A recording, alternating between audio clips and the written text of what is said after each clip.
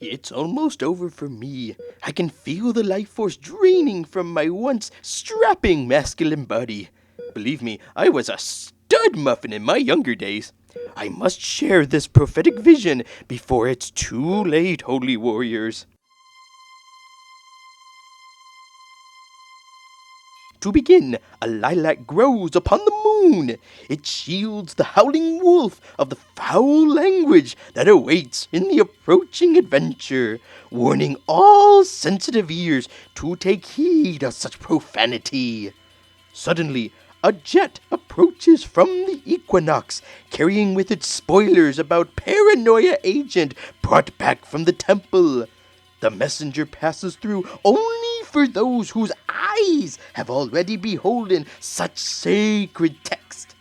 At last, the forbidden cries of the Amon duel pop out from twilight waves. Following each stepping stone and connecting the dots, you will find opinions that reflect only the original speaker, no more, no less, that shall not belong to the group as a whole. The story that seems to have ended spins back to the place where it began. No mystery remains unsolved forever, and no answer is without a mystery. Well then, we bid you welcome into the delusions which we've chosen to accept. And now, if you will excuse me, holy warrior, I seem to have misplaced my pants. If you will excuse me a second.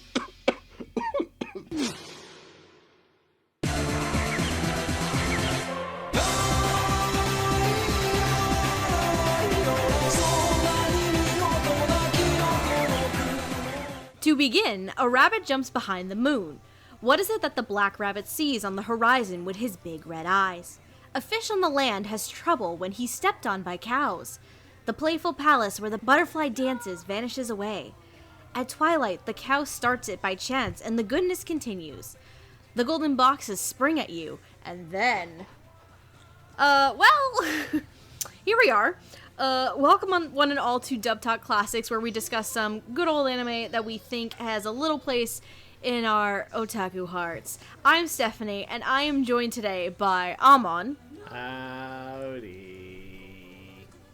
Noah. Somebody told me that we would be watching a baseball game today. You got the wrong information. Jet. Yes!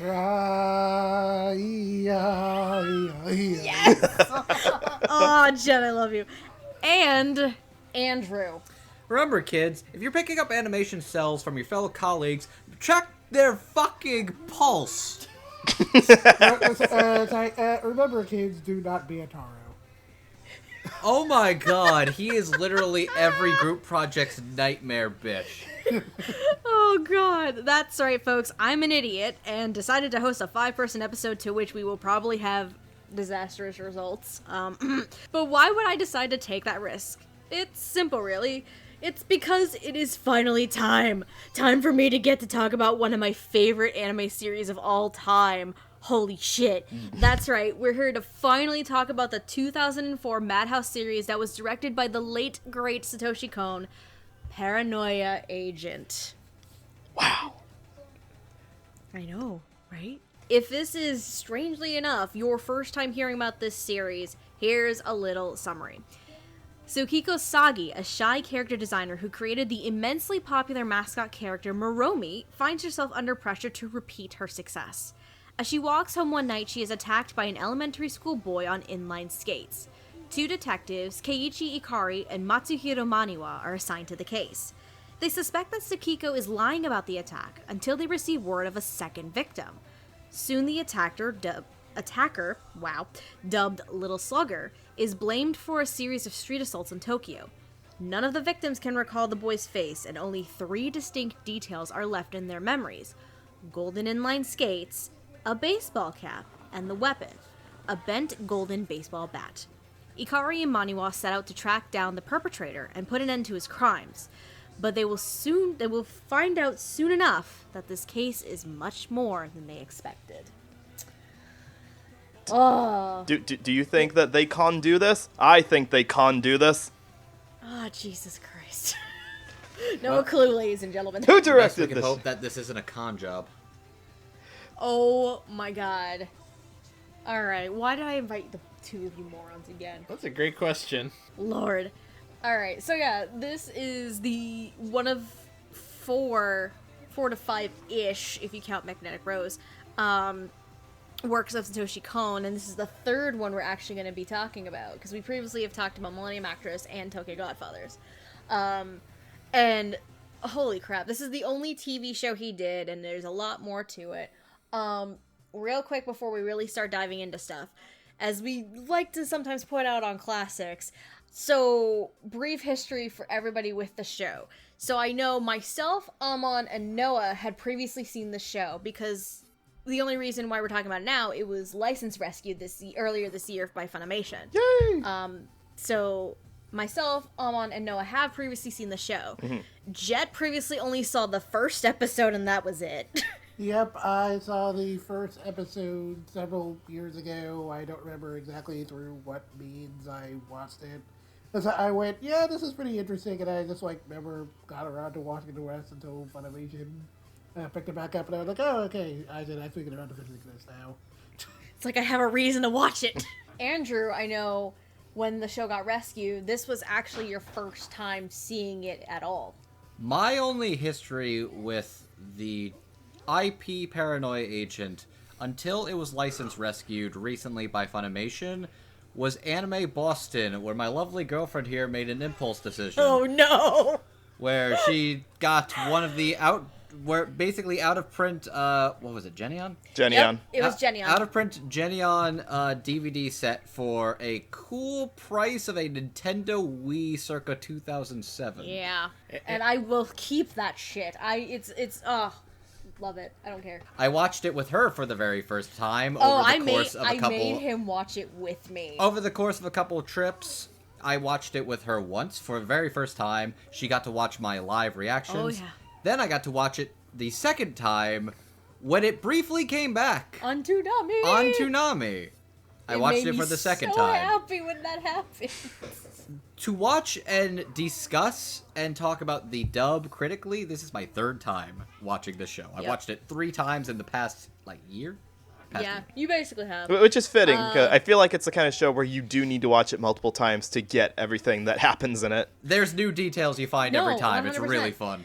First time I'd seen it was a long time ago. This is going to show a bit of an age. So back before legal streaming was really a thing, we had this thing where we would live stream television shows for an audience to watch with a live chat to watch it. It was actually on the live stream website, and this is back in the old D2 days. For those of you watching who remember that, the Desu Des Brigade, and the person at the time who is now goes by the name of Jacob Chapman was streaming the whole show for Halloween. It was the specially chosen Halloween show to watch, because normally we'd watch a couple episodes of a show, but this one, because it was out of print and it was Halloween, we decided we're gonna watch the whole thing. And we did, and that was a wonderful Halloween night. Yeah. And Amon, your history real quick with the show. It was on Adult Swim, and thankfully I was old enough and had seen enough weird artsy things along the lines of your David Lynch's and so on that I found this whole thing appealing rather than just confusing and off-putting. Because in retrospect, it being on Adult Swim seems weird. Because even in the Adult Swim days, I think they tended more towards, action-y, fighty shows. Shonen-y kind of things.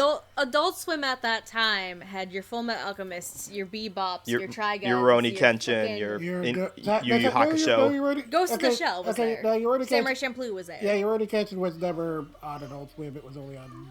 No, it wasn't even on Toonami. It was... Well, no, it was briefly on Toonami. I think you're thinking of Yu Yu Hakusho, maybe? Maybe.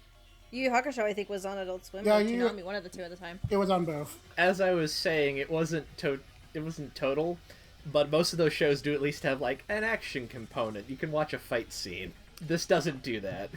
Amon, you probably just watched a Harumi Chono episode. You took a nice hot sip of tea and was like, ah, yes, that's the good shit. Oh, no. MPD for the win.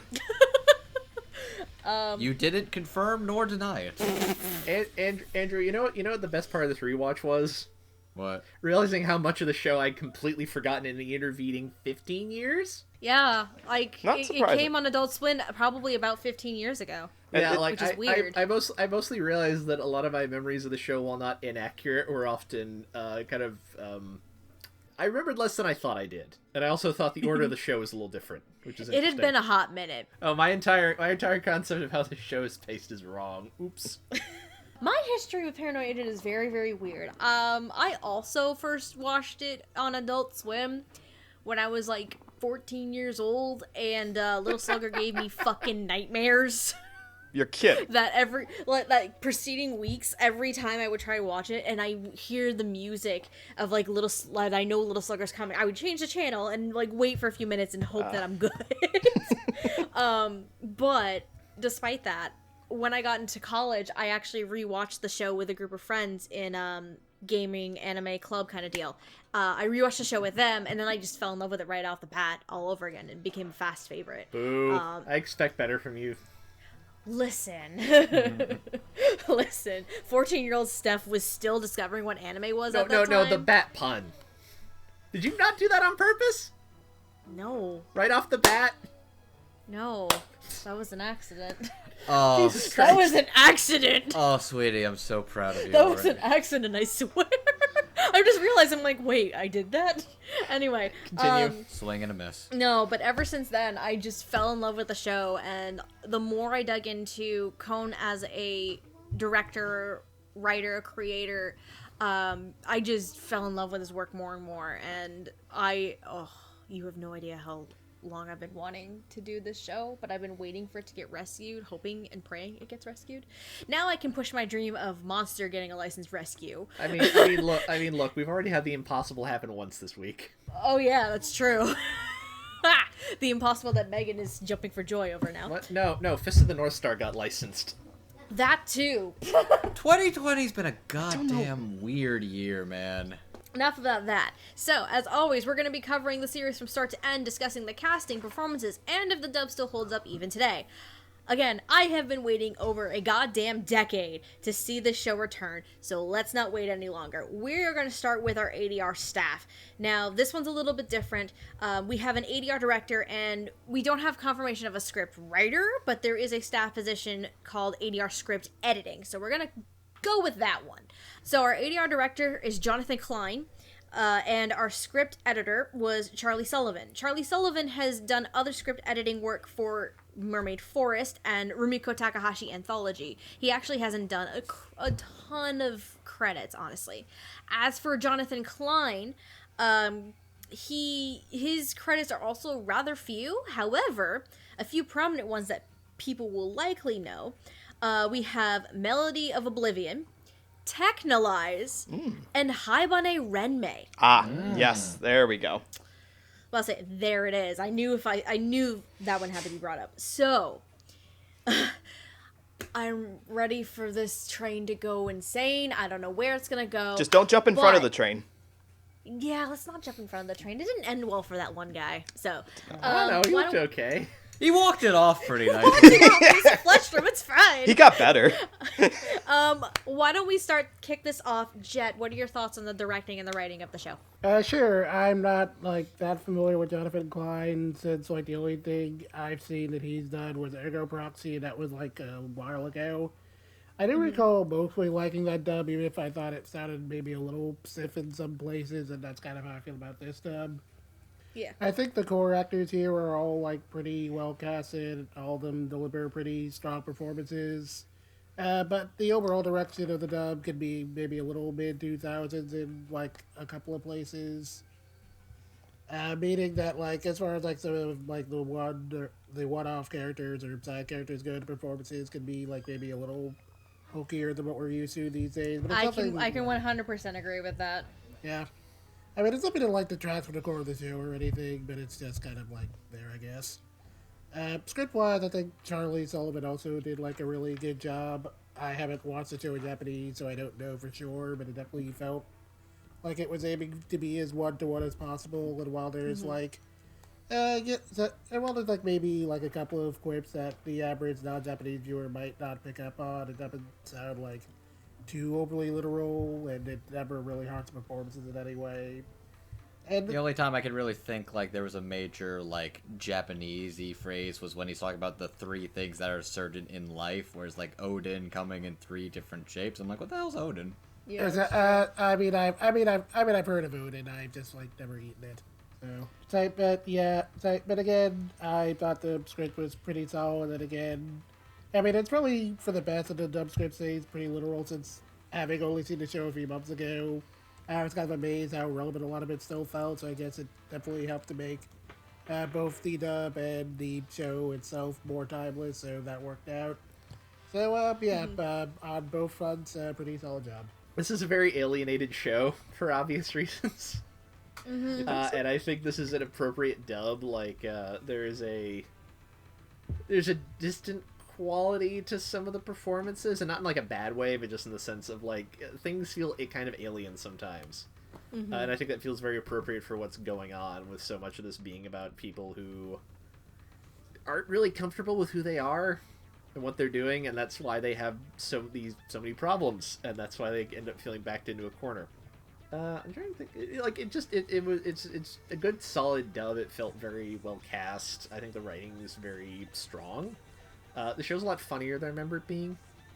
And I think that comes across really well. Like, I kind of forgot how like viciously satirical so much of it is, and I thought the writing and direction helped bring that over really well, which feels like, especially for a show like this, feels like something you could fuck up really easily and just make the most intolerable nonsense. No, yeah, 100%, because it's like, Cone, a lot of people when they talk about Cone, they primarily know him for like his deep psychological stuff and his fantastical reality bending shit. People don't also know that he's good at being very satirical about Japan and Japanese society too. And that's one of the things he likes to do. Like he said. And so he said in an interview that he said, like, all of his stories, and you can look at all 5 works that he got produced, was that he begins with a matter from real life, and that could be like, homelessness or sleep apnea or what be you. And he says, and then moves from there to something bigger, create a link to a higher sphere. So yeah, that should be just as renowned for his reputation as his weird, like you said, reality bending shit.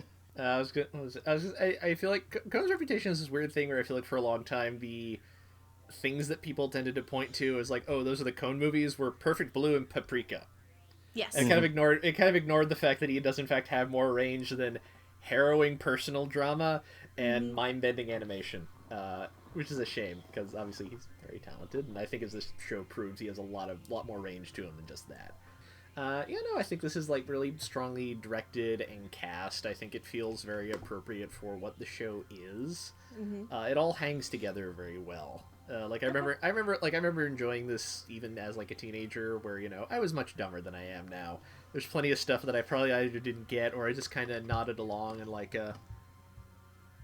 this makes sense in a way I can't articulate, but I'm not bored at least. That's one way to describe it, I guess. Yeah, no, this is like I think that's correct. Like, this dub does show its age a little bit in the way that like all dubs kind of do, but I think like this is a good strong effort. Okay. Andrew, how about you? So, boy, Satoshi Kon has a lot of variety that he is capable of. Mm-hmm. He is known for a couple of different things, but like as you said, Paranoia Agent is basically a smorgasbord of all kinds of insane genres. Yep. Because it's most known for like the dark psychological aspects, but it's also really one of the most whimsical comedic episodes. Is some of the blackest comedy I've ever seen in my life. 100%. Zebra! Are we going there already? I don't even know where to go with this, but I'll just say... So for context, there's an episode about over halfway through the show. It's called Happy Family Planning, and the concept of it is these 3 people who met on the internet meet up in real life to basically commit suicide together. And it is done in the most darkest comedic ways possible. It's almost like the setup to a drinking joke. Yeah. An 8-year-old, a gay man, and a fucking founding father try to kill themselves. Ryubachi does look like Washington when you think about it. No, not Washington. Ben Franklin. Ben Franklin, there it is. Thank you. God, I don't know where I'm going with this. I'm just going to say, the dub of this, it is definitely an older dub. Mm-hmm.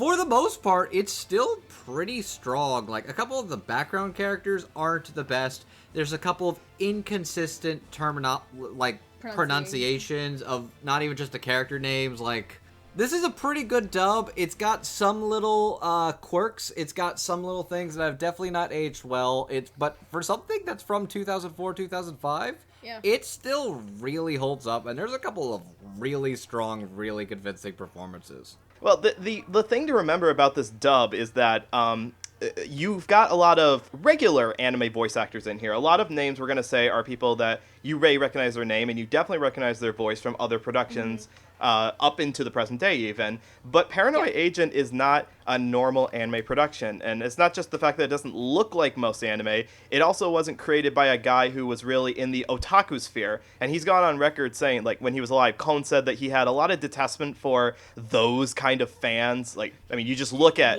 Perfect Blue, you can kind of see that's the kind of person he detested. He had the biography had a quote from him from like 1990 about his thoughts on anime in 1998, where he was not a fan of it being all the same fucking thing. He thought that even when he was in high school, because he used to read girls mangas a lot back then, more than he read, because he said, and I quote, "I didn't like was the somewhat sultry atmosphere of boys manga back in high school." Yeah, so that's it. And that could probably explain why a lot of his his protagonists in a lot of his movies are strong women, actually. Yes. So why do I bring this up? I bring this up because the dub was done by people who are used to a lot of the stuff coming around the same time period, like Gankutsuo or Burst Angel, and that's not really reflective of this kind of a show. So do they pull it off? The answer is, for the most part, yes, because they treat it more like a drama, like almost like a live-action drama being dubbed. There's not too many cartoonish voices, except for the characters that are much more cartoonified, and you do get the emotional strong points from characters when they're broken, when they're dealing with anxieties. A lot of screaming. There's a lot of screaming in this show. It's convincing, but Tsukiko, run! Tsukiko, that run! final episode, that did kind of break the giant Maromi inflating. It's like, the whole world's gonna be destroyed by a talking dog. Oh no, here's the line. The world is about to end all because of a goddamn puppy. Yeah, there you go. Yeah, but that's a good point. That to the adaptation of the script, that the script is not like 100% faithful. It is believably tailored to sound natural in English. Some colloquialisms are tossed in. Characters sound believable in the accents they have, and there's not really any honorifics in there. And they even go to the trouble of pronouncing Japanese words correctly. After this, we're gonna go listen to some karaoke.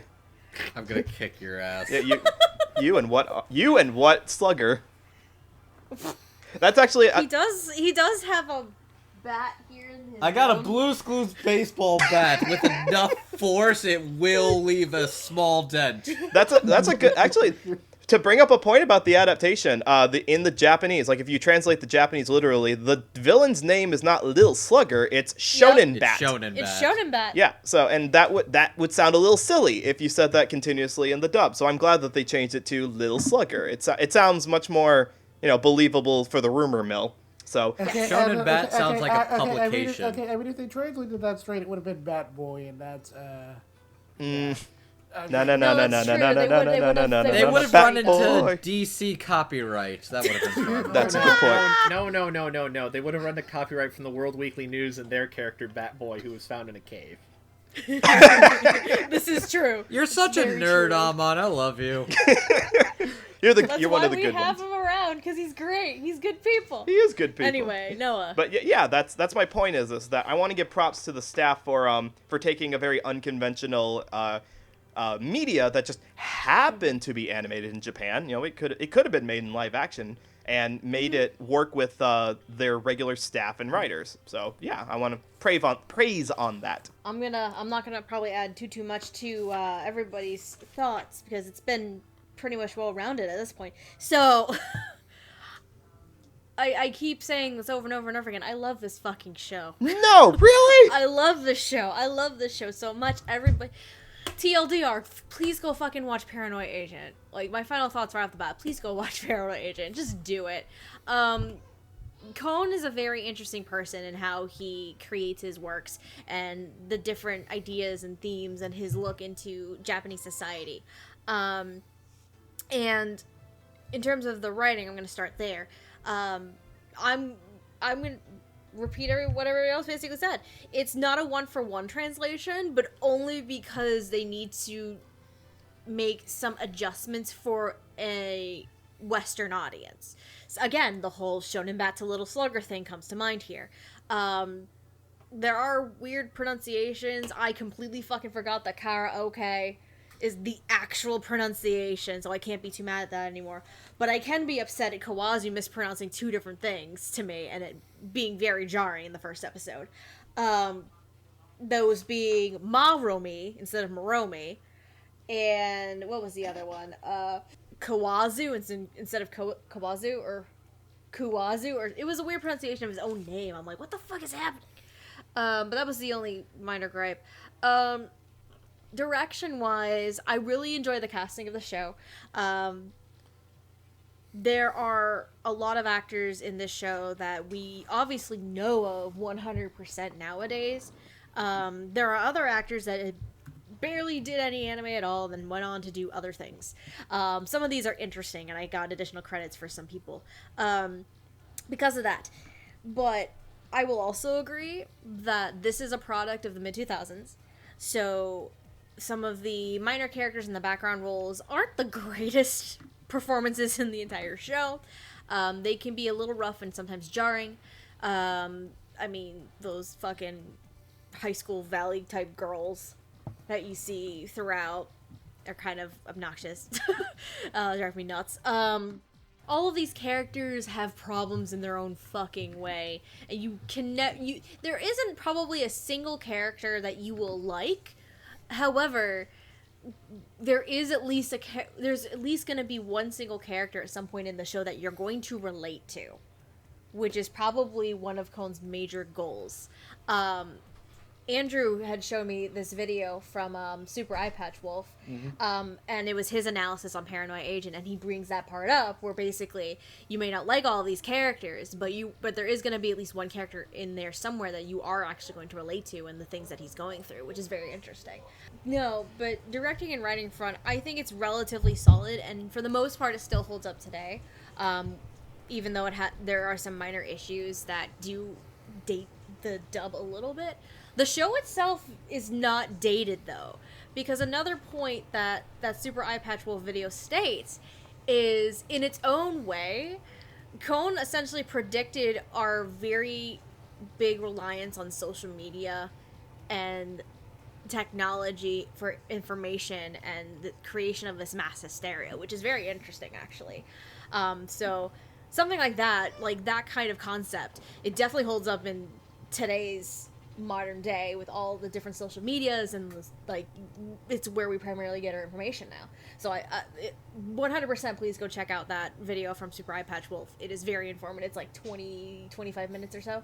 I think otherwise than that, we are good to move on to our first set of characters. Before I move on to the characters, I am going to make this note very clear. Two things. One, we already said it. There are going to be spoilers again throughout the entire episode.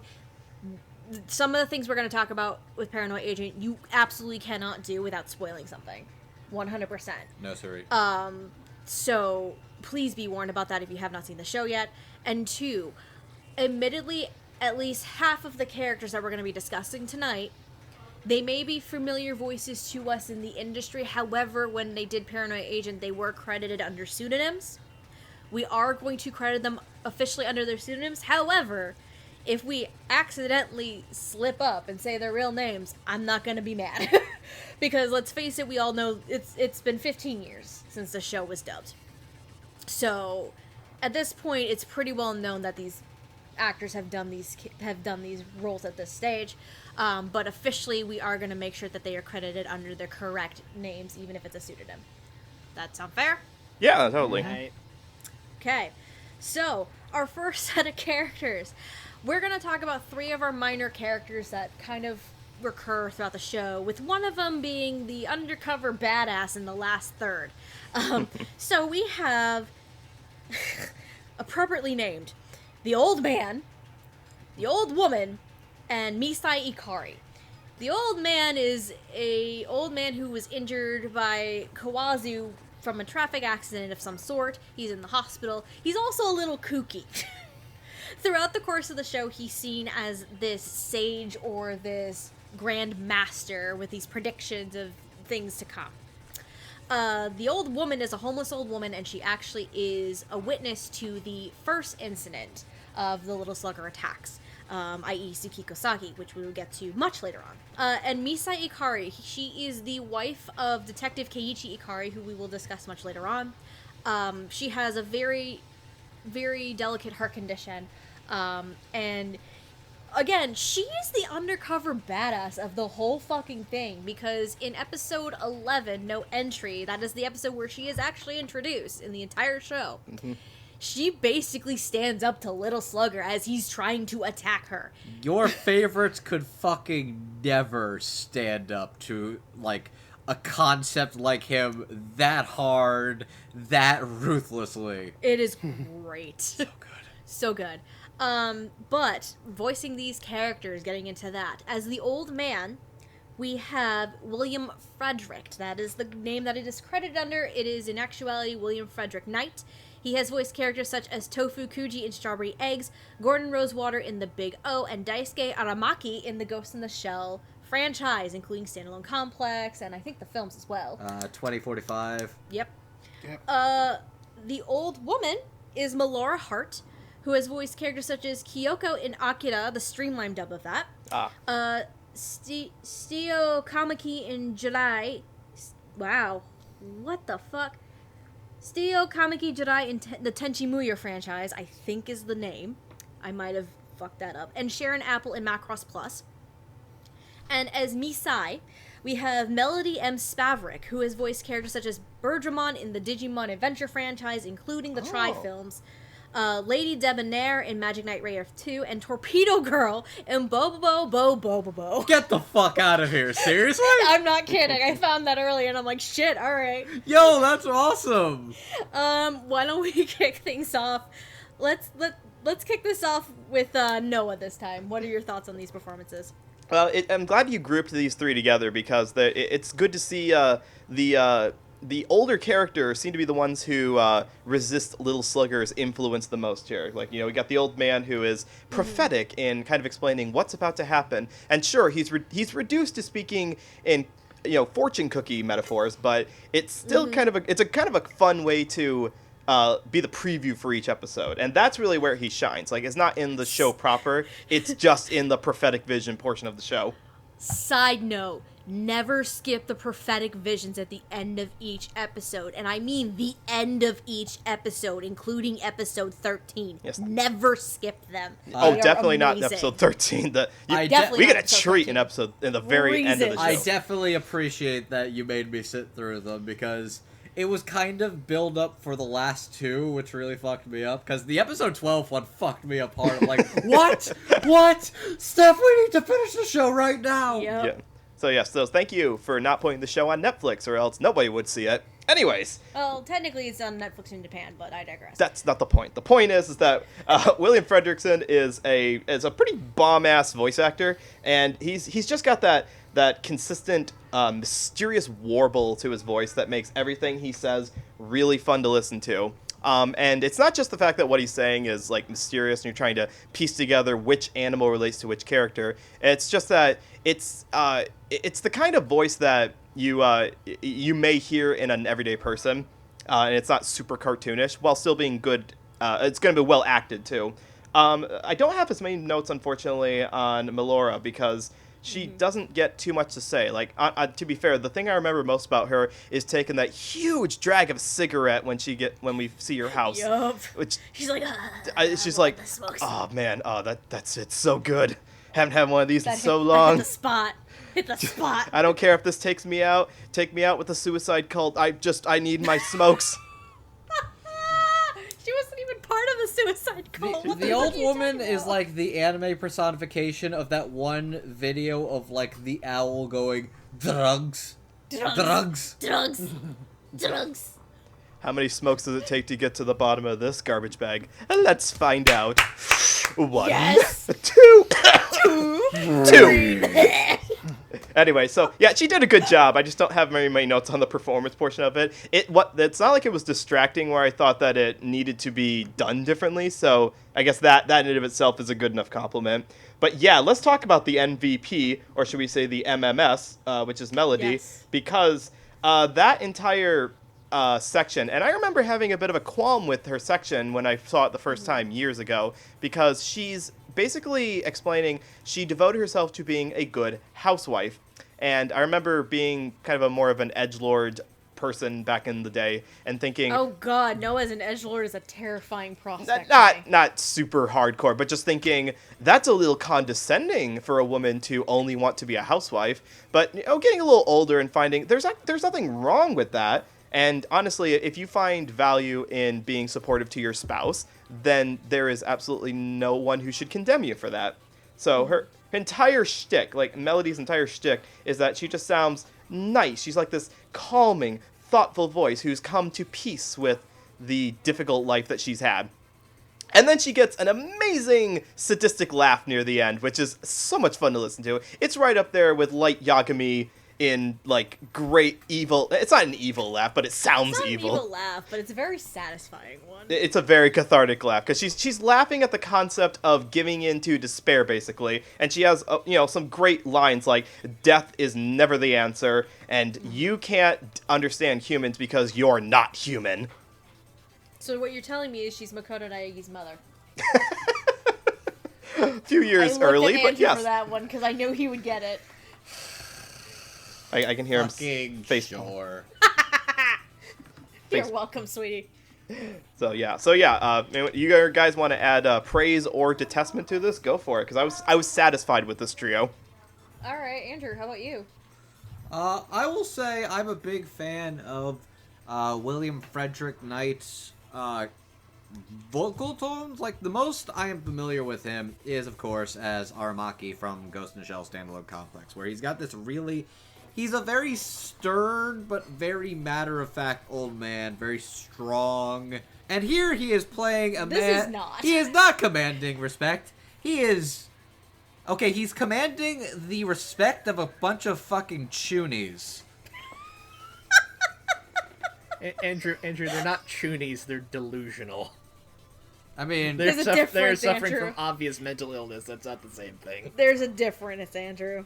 Okay, one of them very much so. The other one, he's basically just doing Dragon Quest. That could very well be Chuni. Fair with him to a point, but we'll get to that. The other guy, yeah, no, that's him going. But yeah, point being, he's very...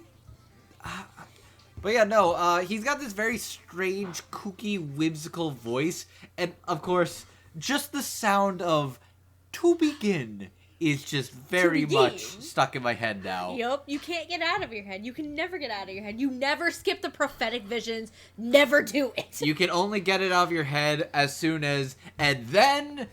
And then smack.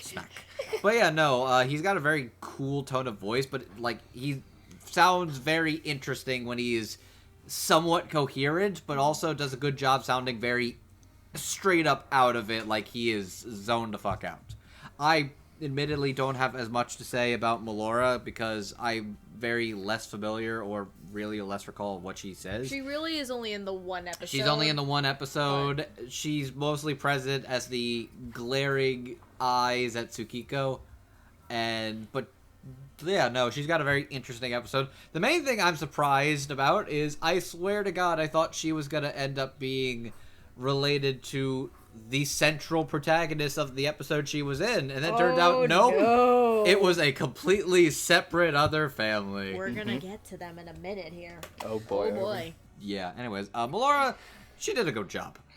Melody. Holy shit, Melody's amazing. Like, she's basically in the last, like, third of the show, and she steals the show hardcore. Yep. When she literally sees defeat and despair in its face, she just takes a sit down, gives him a lecture, gives him her life story, and then just berates the fuck out of him. Yup. And it's so satisfying and it's so great. And she is basically just giving a whole spiel about human nature and that we will not give into basically empty platitudes and we will fight through tooth and nail and overcome adversity. Suck a dick, you fucking brat. It's so good.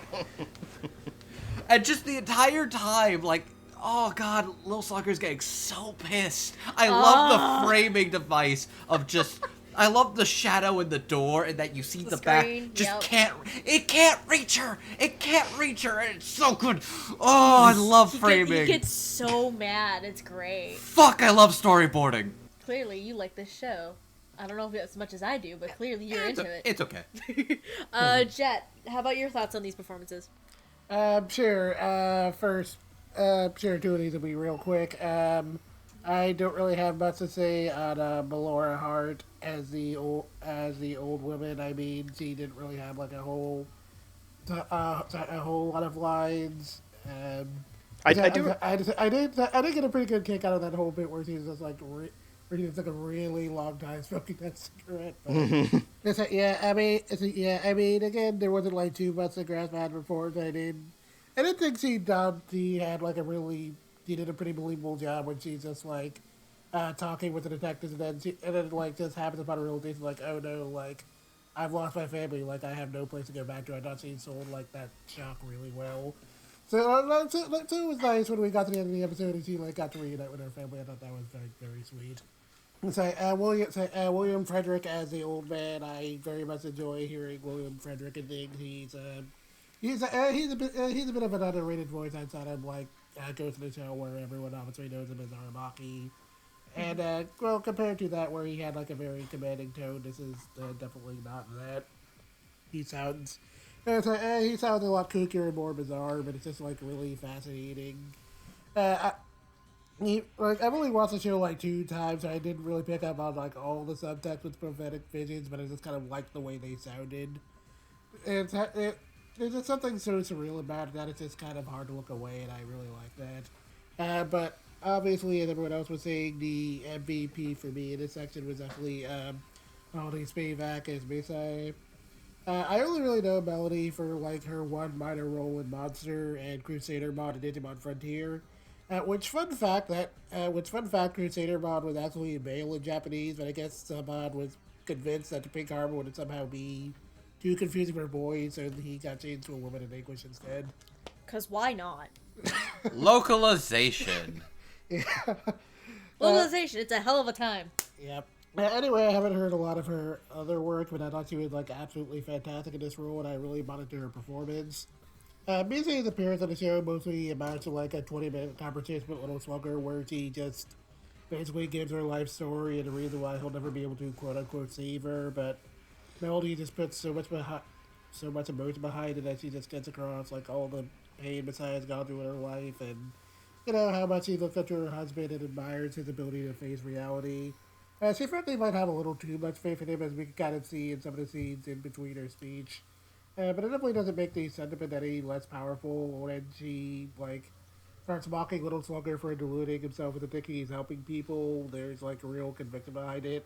Yeah, and if you couldn't tell what the theme of the show was up until that point, it's hard to imagine you could walk away from that scene without understanding exactly what Code wanted to convey with the show. And it was really strong. This wasn't quite my favorite performance in the dub, but on a technical level and in terms of like dramatic chops, it might actually be one of the strongest. Yeah, William Knight's good as the old man. He's an old man. William Knight can do that in his sleep. I do like how authentically spacey he sounds. There's clearly something off about the old man, which is definitely why his family keeps hounding What's-His-Face all the time, because he clearly messed up Grandpa. I'd be mad too. You know, when he's talking on the moon, he sounds like he's talking on the moon. Malort. Okay, you can't actually talk on the moon because there's no air on the moon. You act like that matters in this show. Science! Malora does a good job as the old lady. She shows up briefly and she gives a good, nice performance. And yeah, Melody's really good. It's really funny watching Little Slugger not be allowed to do the one thing he exists to do, which is hit people in the head with a bat. Because why would we let you do that right now, Little Slugger? Come on. Well, it's just it is. I think as we pointed out, all three of these people are the people that are kind of most resistant to Little Slugger, and it is interesting that seems to be partially because they are either kind of unmoored from reality to begin with, homeless, or dying. So it's like, what fucking corner are you gonna back them into? They're already at their lowest. Like, their lowest is their baseline existence. I think especially Melody's character, I think there's a sense that she has finally come around to the fact that, like, she's going to die. You gonna die. But, like, her and her husband have been there for each other for all this time, and isn't that worth it? Isn't having a life with someone you love worth it? They have endured because of each other.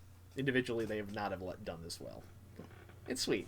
I'll start with Melora on this one, because Melora really is only prevalent in while the old woman is it's weaved in a little bit throughout the course of the show. She's really only prominent in the one episode where we learn, so I saw what happened to Sakiko, you bitches. And where are my notes? She's sweet, but she's such a down on her luck homeless woman, and again, I find it so, like you guys said, it's so funny when she takes the drag of the cigarette and like for the long ass time, but she's also so sweet when she's reminiscing about her granddaughter and all this fun stuff. And William Frederick Knight as the old man. He's a fun guy who's some sort of mystical prophet of sorts. Like, I don't even know. He's just, like, he's just a little old man, but like, to a couple of characters, he's apparently like the grand sage of all things holy and knows all or some shit.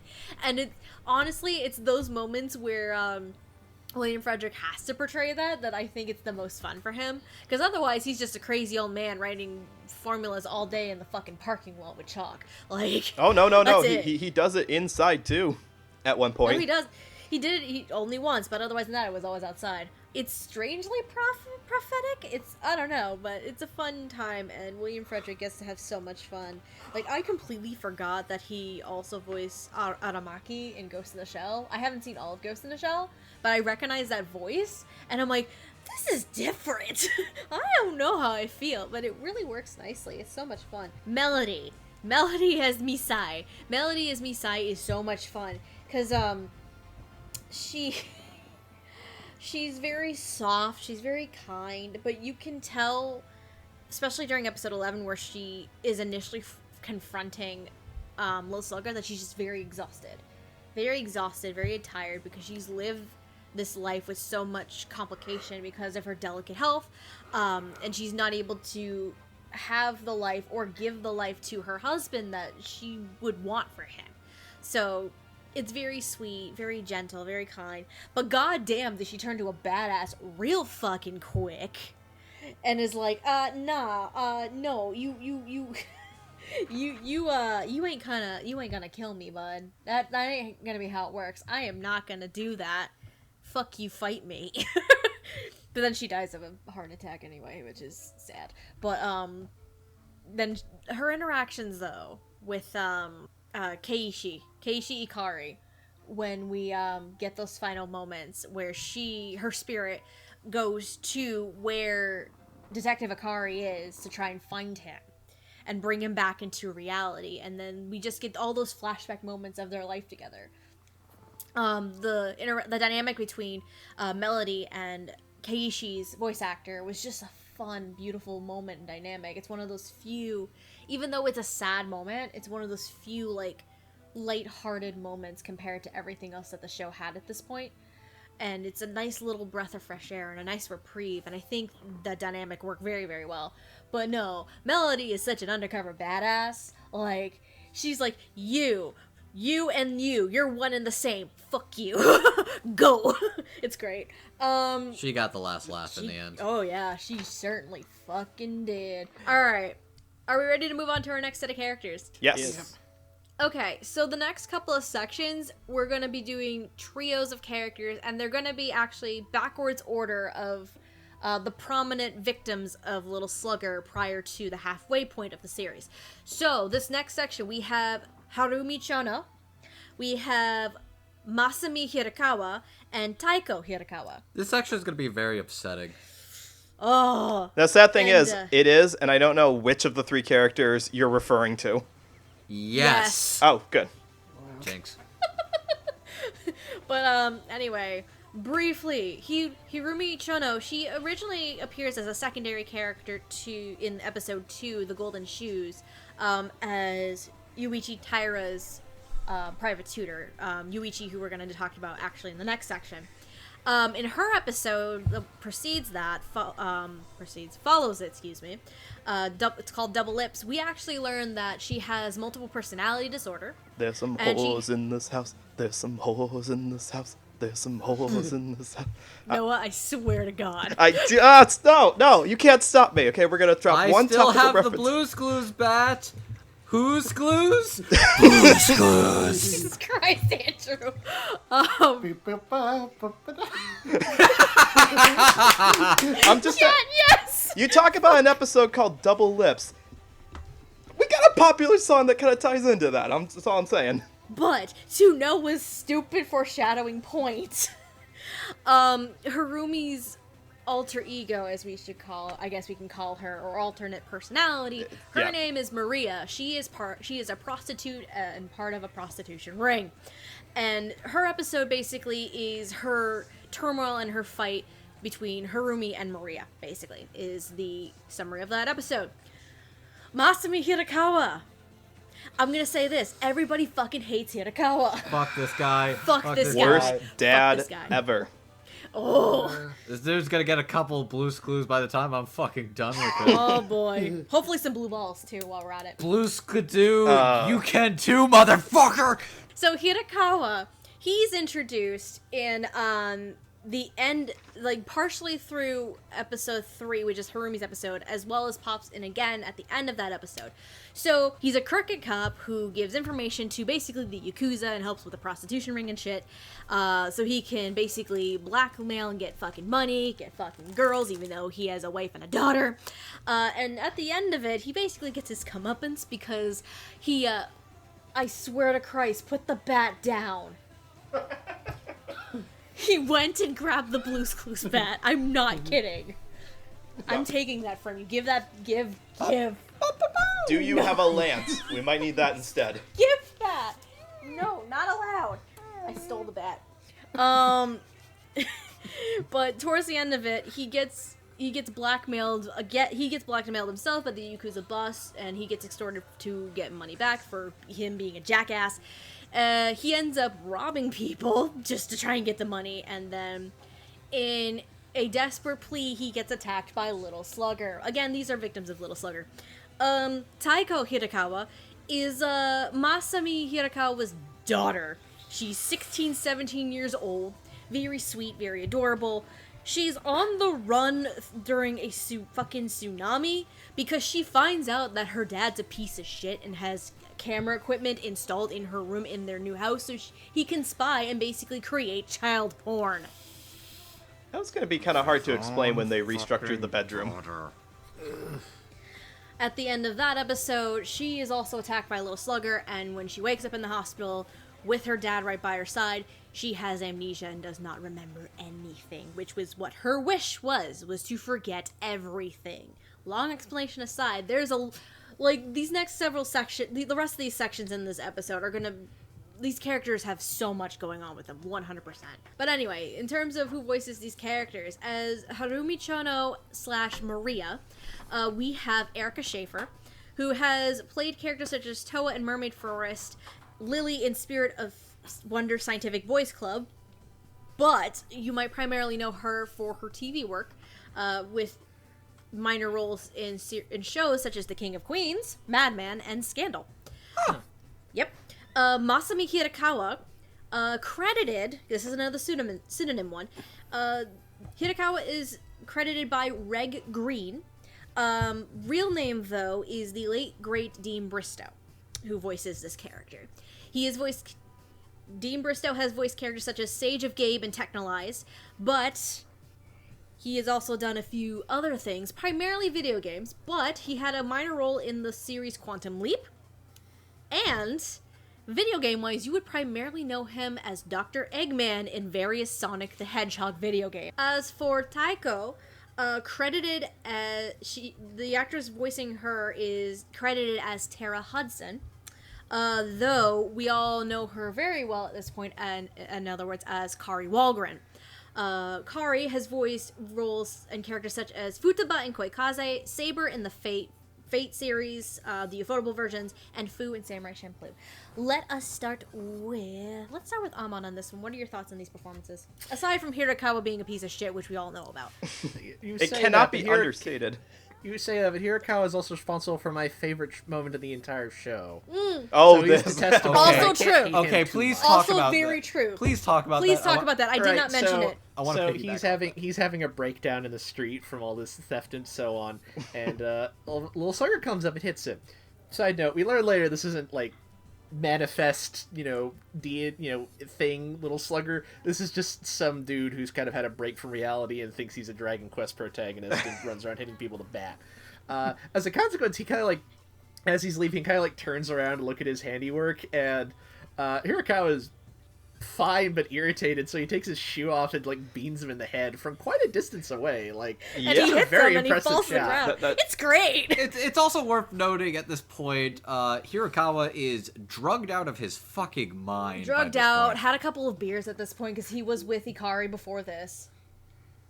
Yeah. But my favorite reaction, though, to that scene specifically was when Andrew fucking first watched it. Oh, this. When I first watched it, I lost my shit, and my immediate first thought at him beating this kid's ass was, wait, he's fucking real? He's fucking real? What? I was freaking out. I'm like, wait. He wasn't a concept? He was a kid? He was fucking real? Fuck out of here. What? Obviously, we'll get into more about Little Slugger later on, but... That was my beautiful. first reaction, and I was losing my shit No, that's after great. being extremely uncomfortable. That's Yep. awesome. Anyway, Amon, go on. Since we're here, let's talk about Reg. He's great. He is appropriately slimy.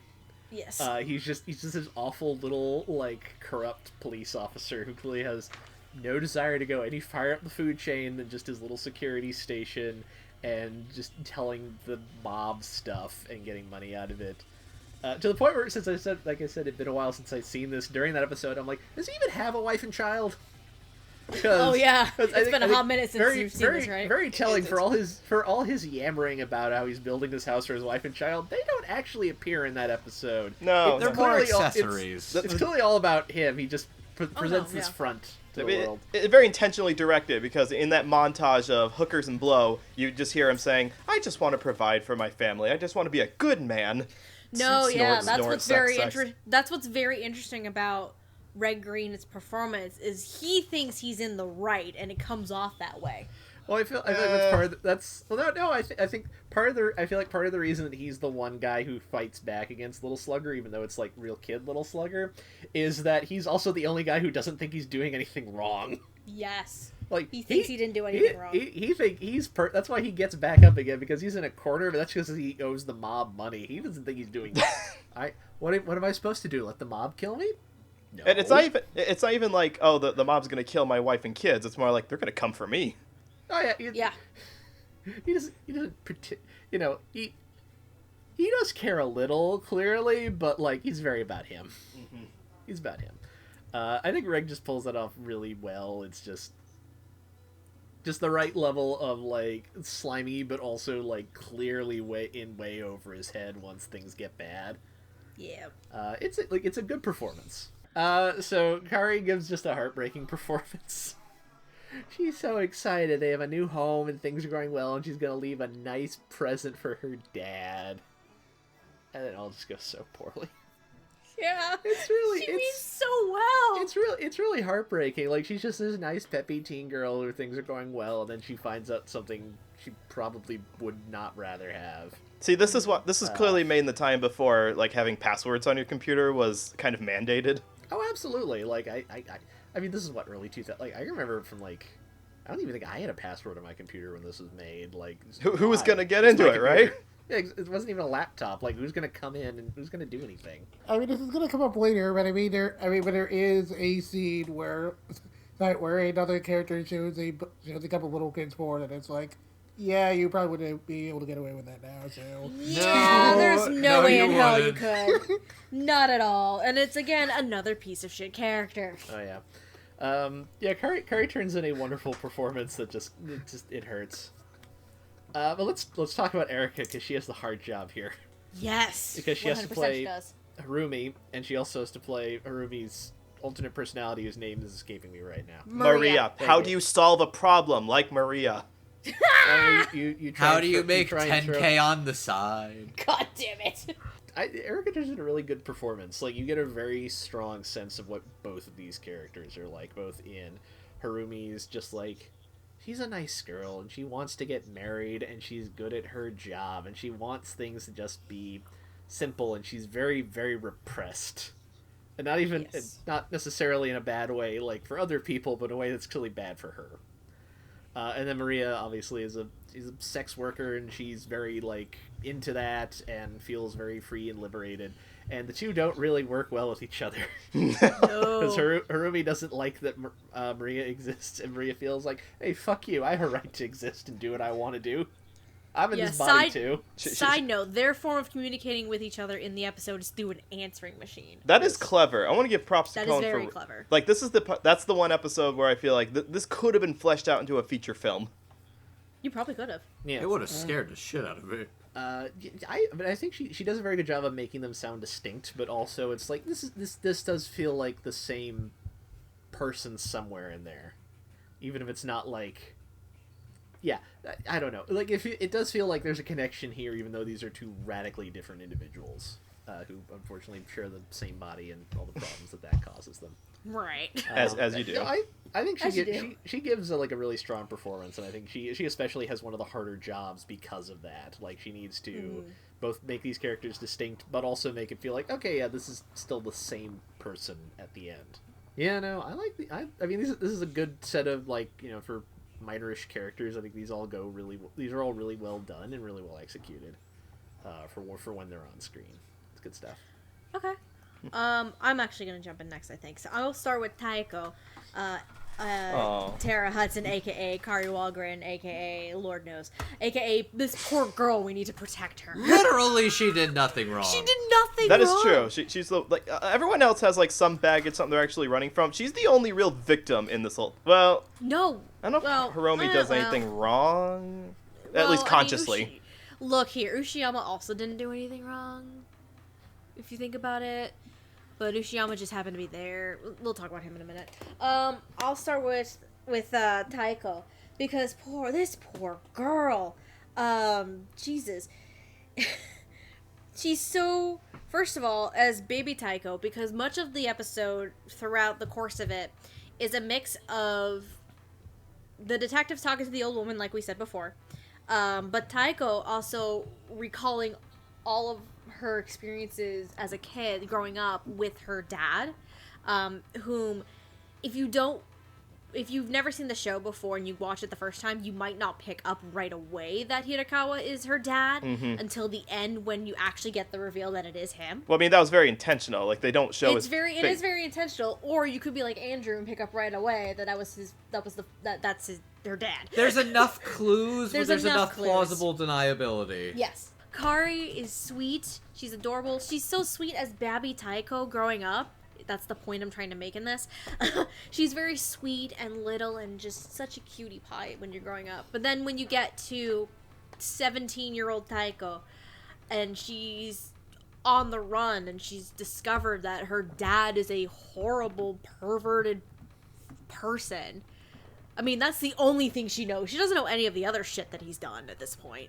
She just suddenly feels so tormented and betrayed and just disgusted by her father, and that comes across in the performance very well. Going into Red Green as Papa Hirakawa, this piece of shit. This awful human being. Like I kind of said a little before when Amon was talking about him, he thinks he's in the right.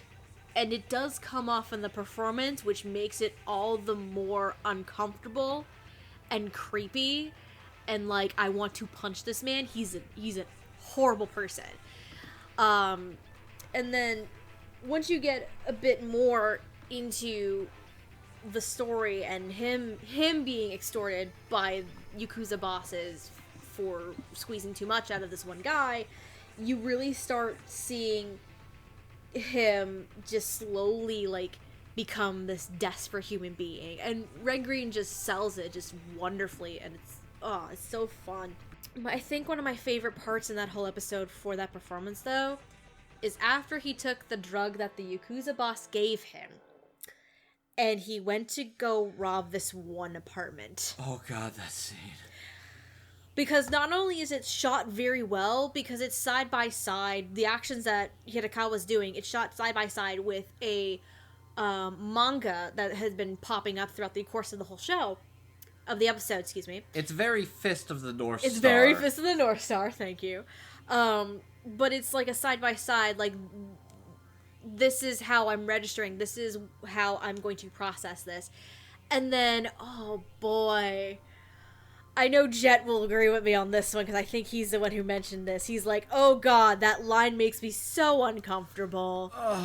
When the teenage daughter of the couple comes back, and Hirakawa comes around from the corner, he's like, I want you to call me daddy. And I'm like, oh no. I just want to rip off all of my fucking skin. Okay, now that's what I noticed. I noticed that, I picked up on that, like, earlier on in the episode when he's like with a prostitute and he was... Oh yeah.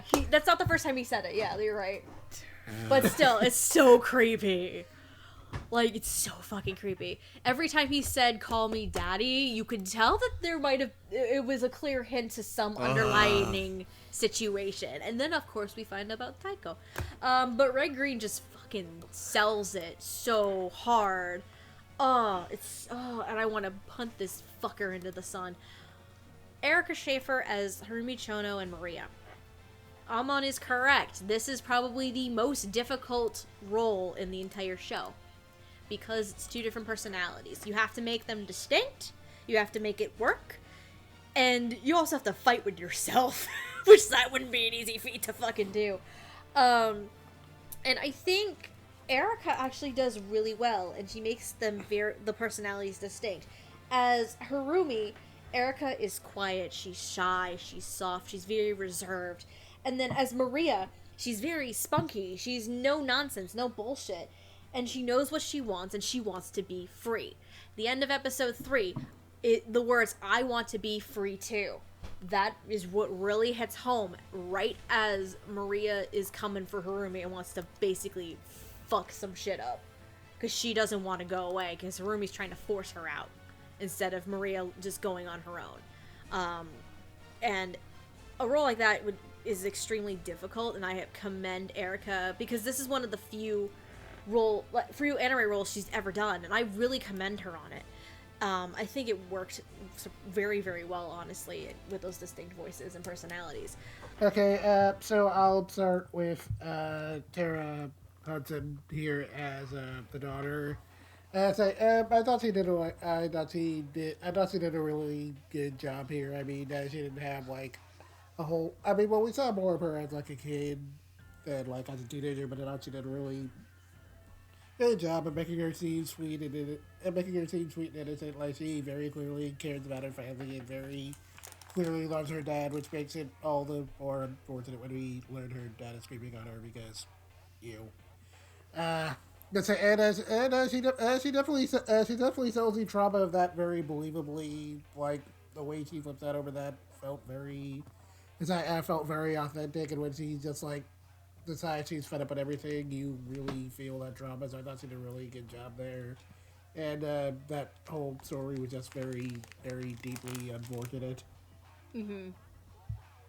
And on that note, I guess let's talk about the dad, because boy, this guy made my skin crawl is kind of an understatement, because he's a total slime ball.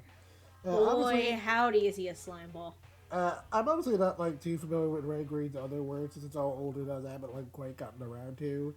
But I thought he had like the right hand on Masami. In public he makes him come off as like, a fairly respectable if kind of bubbling cop. Even if you can tell right away Keiichi maybe has like a little too much respect for him. But Ray's performance kind of sells that, whole false nobility pretty well, that you can at least kind of see why other people might fall for it. But behind closed doors, he's a pedo creeping on his own daughter. He's helping mobsters run a prostitution ring and literally robbing the elderly when he finds himself in too much sense to the monsters he was scamming.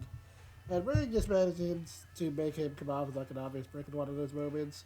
But what makes the character fascinating, or frankly kind of more disturbing, is how much he buys into the image of the quote-unquote ideal man he kind of puts out in public, and never quite realizes how ridiculously far he's fallen from that until it's too late. And when he finally does, like, kind of realize what an obviously disgusting person he is and how much he wishes someone would punish him, like Reg sells that whole mental breakdown really well.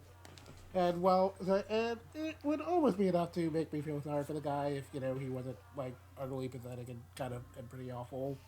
But Ray really does know how pathetic he is. And while we don't know, like, the full extent of the comeuppance he got, since, you know, he's not exactly the focus of the show, I'm glad this character got basically nothing he wanted because he is terrible and he deserves nothing. Yep, he lost his house. He basically lost his daughter because she doesn't remember jack shit. He got his comeuppance. And in the very end, I think he lost his mind too, because the last thing we see of him is just kind of like comatose looking up at the sky. Yeah, he's with Taiko at that point. Okay, and lastly, Erica Schaefer as Harumi. I'm not super familiar with Erica Schaefer, but I thought Harumi's story was probably like one of the more fascinating of the episodic ones. Stuff about split personalities can be really terrifying when done right, and Satoshi Kon really knew how to make this scary. It's never made clear if Marie existed in Harumi's mind before she got into the whole prostitution deal, or if she just kind of created her to cope with that. But I think in a lot of ways, like, leaving that up to interpretation just kind of makes it more terrifying. Yeah. Yeah. When we first meet Harumi and learn about her deal, it kind of seems like, you know, she's at least handling her condition as best she can, and Erica does a really good job of playing it up and kind of making her come off as reclusive and awkward. And then Harumi gets a fiance and wants to leave Maria behind, but no matter how hard he tries, Maria just keeps coming back. And you can hear Erica's performance with Harumi get more and more unhinged, and by the time she gets to the end of the episode, she just sounds like a total wreck. And Erica really gets her distress across pretty well. Along with, you know, all the relief she feels when little slugger finally comes in with the bat. But there's a reason I kind of stress Erica's performance as Harumi, because when it comes to her Maria, I actually thought she sounded maybe a little flat there. Okay, that's fair. I'm not sure if she was just, like, having trouble trying to make those personalities sound distinct, but I could never, like, quite buy into Maria the same way I did Harumi, and there was just something, like, maybe a little fake about it the same way, like, early 2000s notes could kind of be at times. Okay, that's fair. Yeah, granted, it's entirely possible the fakeness might have been intentional, since, again, we're doing a whole split personality thing. And if that was the case, then I think it kind of works, and if I interpret it that way, then the performance works well on both ends. But since I don't totally know if that's what the intent was, I can't, like, totally endorse how it sounds. And Erica doesn't have, like, a lot of other anime credits, so it's not like I have any, like, real points of comparison. So, basically, Harumi, I liked. Maria, I'm a little more mixed on. Noah, anything to add? So, did we say that the Masami is a jerk yet? Did anybody say that? I don't think we got that point across yet. No, I don't think we have, but if you want to say it, that's fine. I don't think we've hammered in the point hard enough. No, we haven't hit that home run yet. But I find it interesting that both Amon and Jet and my own notes use the word slimy to describe his character, because that is exactly what he is. And here's, on a vocal level, this is why he is so much so. Because when you are a full piece of shit and you're trying to hide it, you put on a nice guy voice. And that is exactly what the guy does. Like, when he's in the company of people, like, he's having a conversation, like, he's having drinks with Kishi, he has, like, this, like, nice, wholesome voice that's, you know, very reserved, like, very professional sounding. And we know from, you know, throughout watching the whole episode that that's not his personality. He's not good-natured individual. He's not, you know, try to bring in the bad guys because we're trying to protect the community. So I think Reg really nailed that aspect of him, that put on a nice guy persona to hide who he really is. Because we see, you know, the more broken part of him, especially when he's like breaking into people's houses with the mask on and he's like quoting scenes from the manga that he's reading. It's like getting really it's so unsettling. It is, but it kind of to the point that you guys were making earlier about how there's some levity in the show. There's like dark humor in this. Those scenes aren't scary. Like I don't get the feeling that he's going to hurt this couple whose life savings he's stealing. It's just kind of funny. I mean, I disagree about that. I disagree. Only, So- not funny. They're getting robbed, but like I'm sorry. The direction plays it up so that So I'm gonna say this. I can kind of see where Noah is coming from, with a mix of like how that scene itself is shot with the manga panels, and how his reaction, especially since this guy is on drugs at this point. Mm-hmm. I can see where Noah's coming from. I don't think it's meant to be scary, but it's at least meant to make you uncomfortable. Right? Yeah. Like I totally believe he meant to hurt those people. I mean, he did. He could have. Like he had the opportunity to do Probably that. even the daughter, which let's not even go into that. But no. Let's not go into that. No, I don't want to speculate that. Point being is that this guy was like obviously supposed to be the most detestable character in the whole cast, like the whole cast. Like there's no argument. So you can't even be like Little Slugger's not even more detestable than fucking Hirasawa. that's sad. That is really sad. and Because it's at true. at the very least, Little Slugger helps some people out. Maybe not in like the most healthy way, but he does help get them out of their situation sometimes. This guy does no good for no one. Little Slugger has cool skates. This guy does not have cool skates. Little Slugger 1, Hirakawa 0. Hirasawa -1,000. Absolutely. Pull up that marker chart from Moana. Just 1 for Little Slugger, -1,000,000 for this guy. So Yes. I think we beat into the ground that Reg did a really good job on this. And I unfortunately don't have as many things to say about Tara Hudson because although her episode is definitely the one that made me the angriest in the same way it did for everyone else here, because that's just really disgusting to watch. And especially as someone who is a dad, you have a girl who says, like, I love you, Daddy, so much. Like, I want to marry you when I get older. And I'm just watching this thinking, oh, God, what's going to go wrong? How is this going to go wrong later in the episode? And then you realize, and then it's like, are you kidding me? That is disgusting to watch, and that made me really mad. And unfortunately, all of the rage from that scene isn't entirely conveyed by Tara's vocal performance, like the scene where she's looking through the images that have been collected. It's just really well directed. That's the most horror scene-ish thing in the whole show. But to give props to her, she also does have the most range when it comes to, like you were saying before, she has to play the Babby version of Takei, and then she has to play the angrier teenager version of her, and she plays both ranges of them pretty well. I was actually kind of surprised to hear that this was redacted voice actress here. I thought Takei was not voiced by Kari Walgren. I thought Kari was actually the voice of Harumi, who is my personal favorite of all the everything. Interesting. Yeah, that's only I hadn't looked up the cast list before watching this. I can kind of see why you might have gotten it mixed up. Yeah, Admittedly, I kind of hear it a little, yeah. yeah, just because and it's so good too. It's because I know Kari's a really good actress. Turns out Erica's really good too, and it is all that Jekyll Hyde persona that she gets to play. She has to be, the sweeter, demure, good-natured Harumi, and she does that really well, and then convincingly do Party Girl Maria very well. And I think that whole dichotomy there, like I said, could have filled an entire movie. And I believe that the Japanese also use the same voice actress, the same seiyuu for both halves of the persona. But it's just a lot of fun to watch because you have, again, very different kinds of personalities that are in total odds with each other.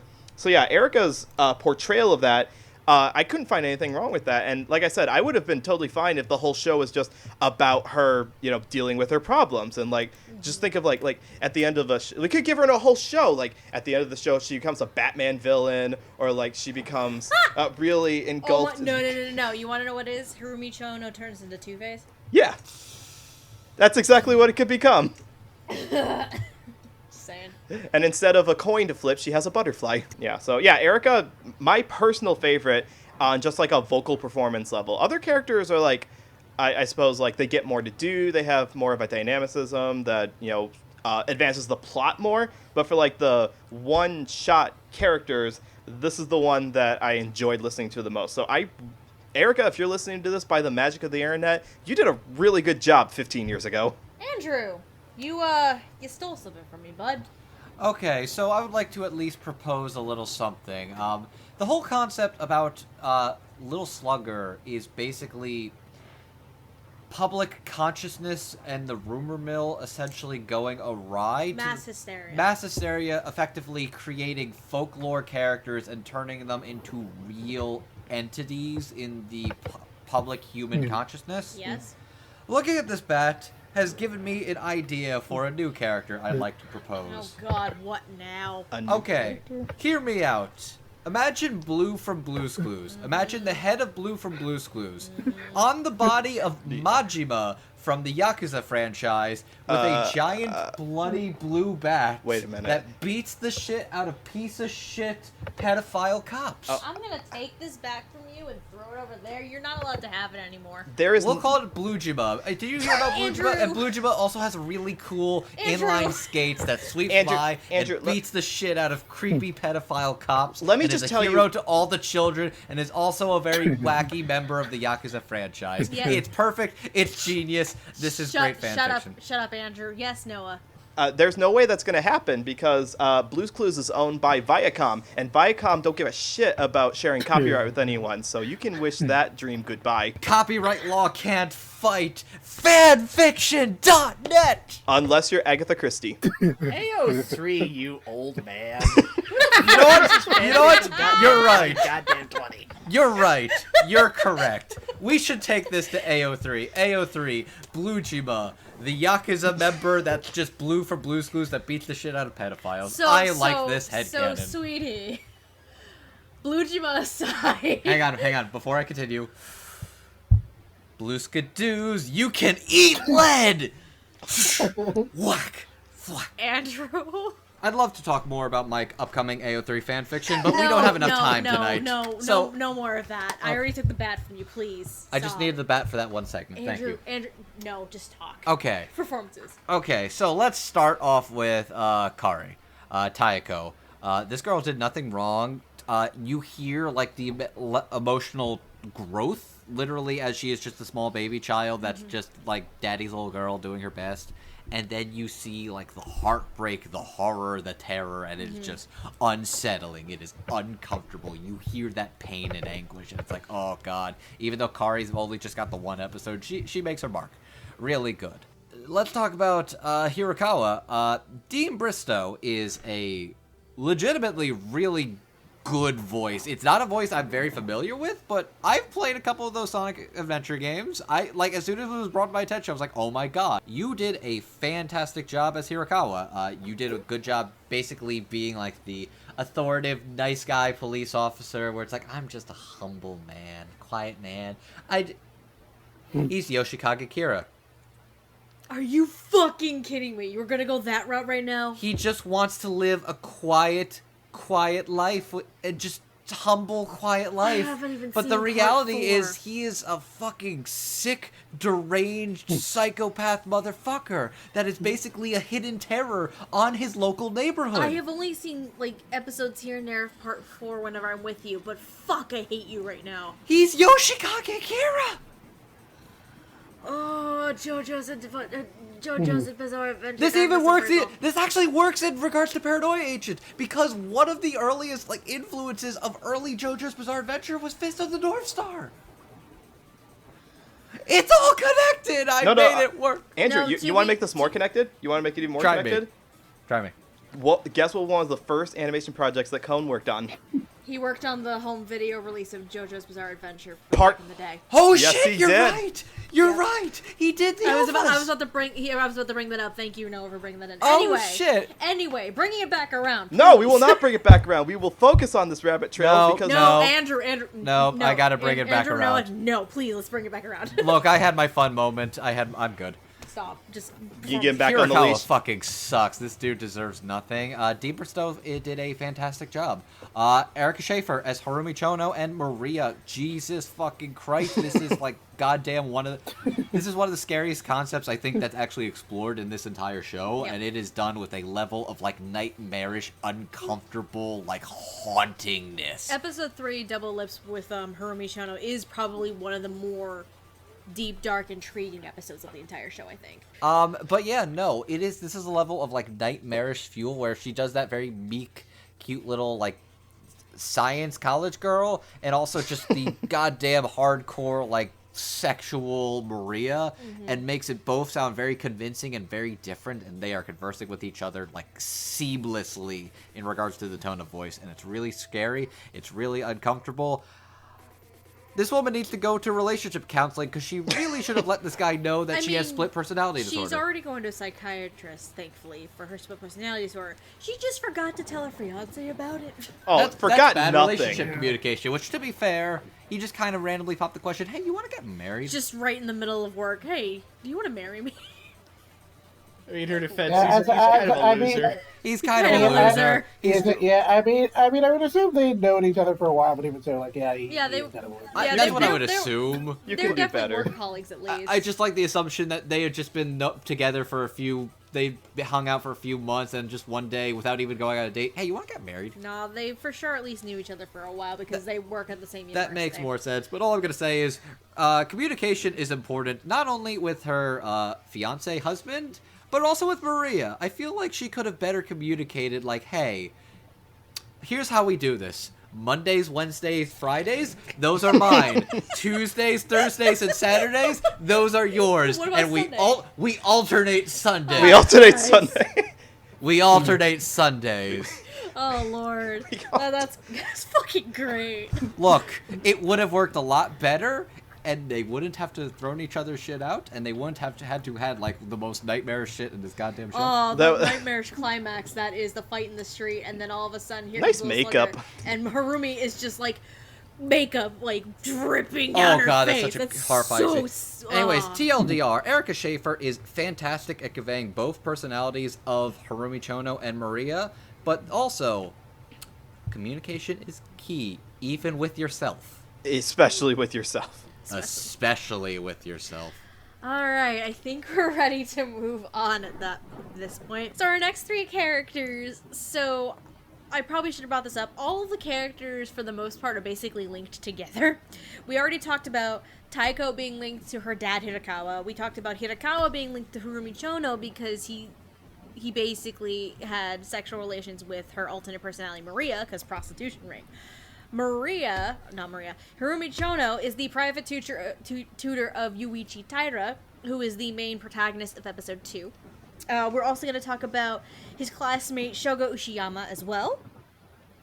He is a fat kid that transferred from another school because he was bullied.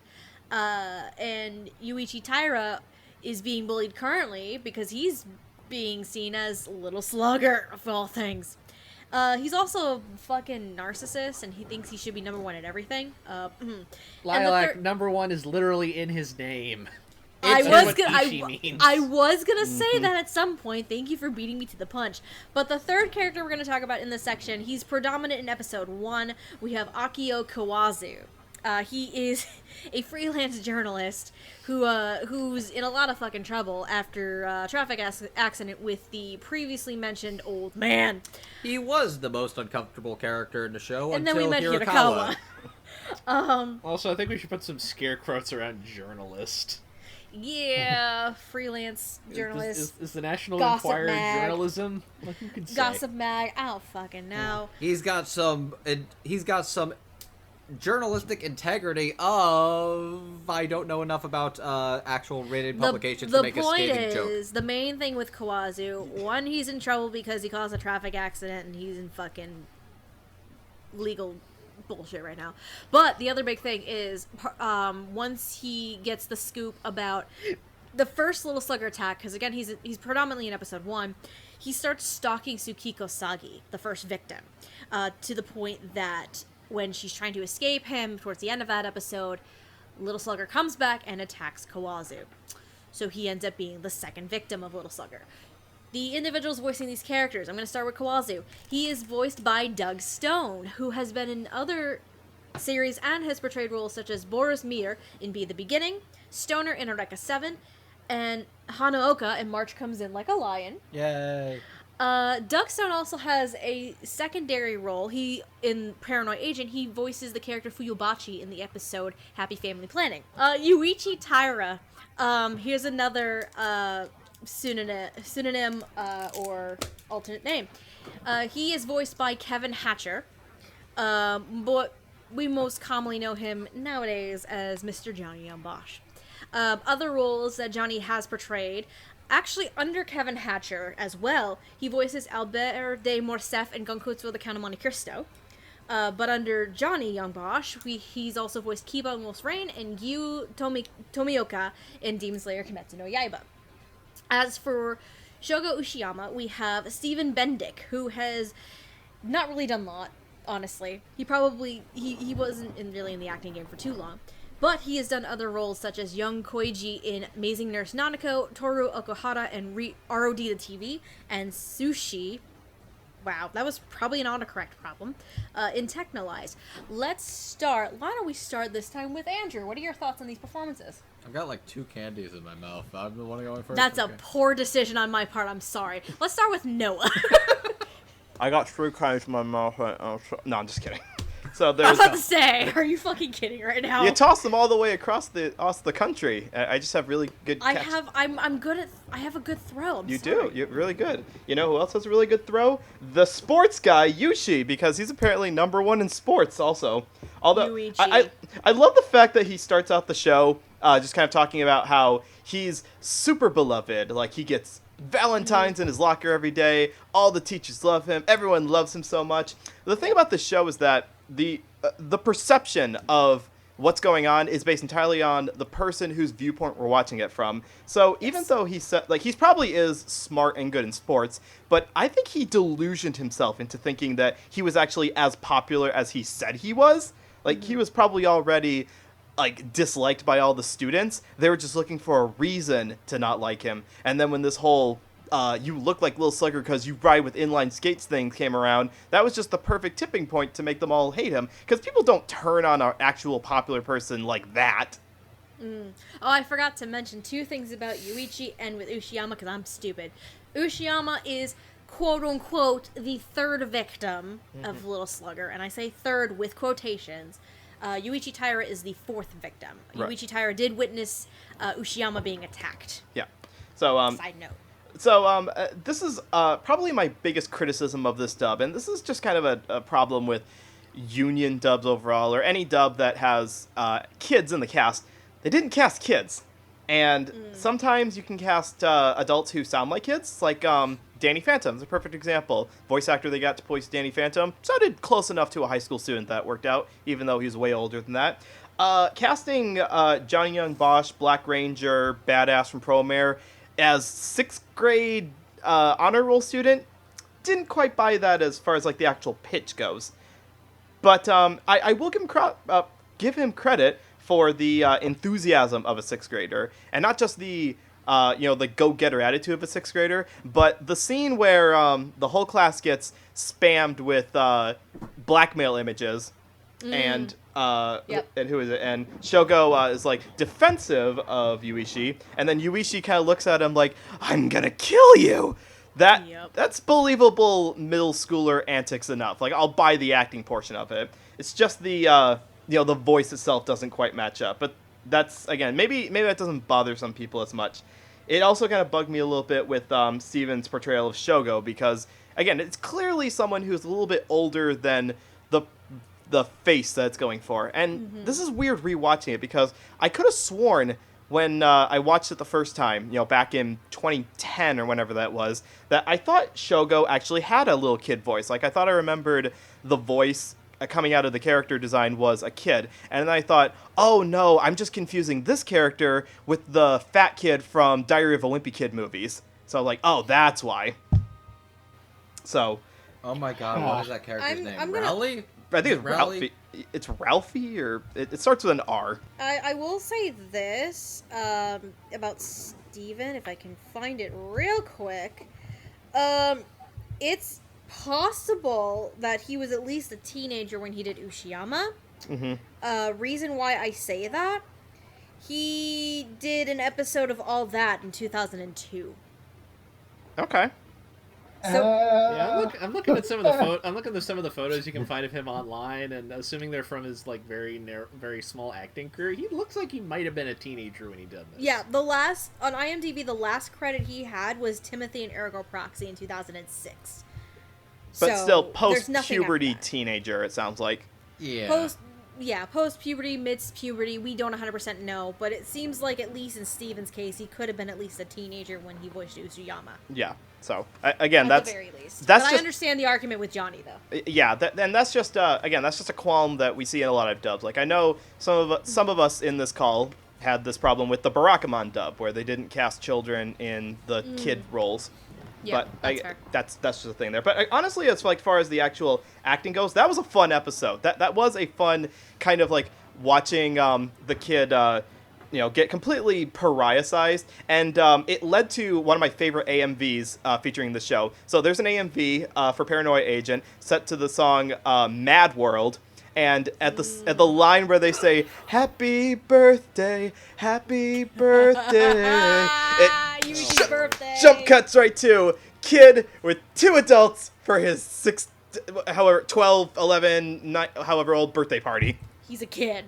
That was Okay, so. I'm his sorry. birthday party. Yay for appropriate editing. Yes. And I don't have. I'm sorry. I'm gonna cut this short. Don't have as much to say about Doug Stone. I think these guys are gonna say what I was thinking, in that he's he's got kind of a sinister voice to him, but it fits with the character. Like Doug actually absolutely fits with this kind of like not very respectable journalist in big air quotes.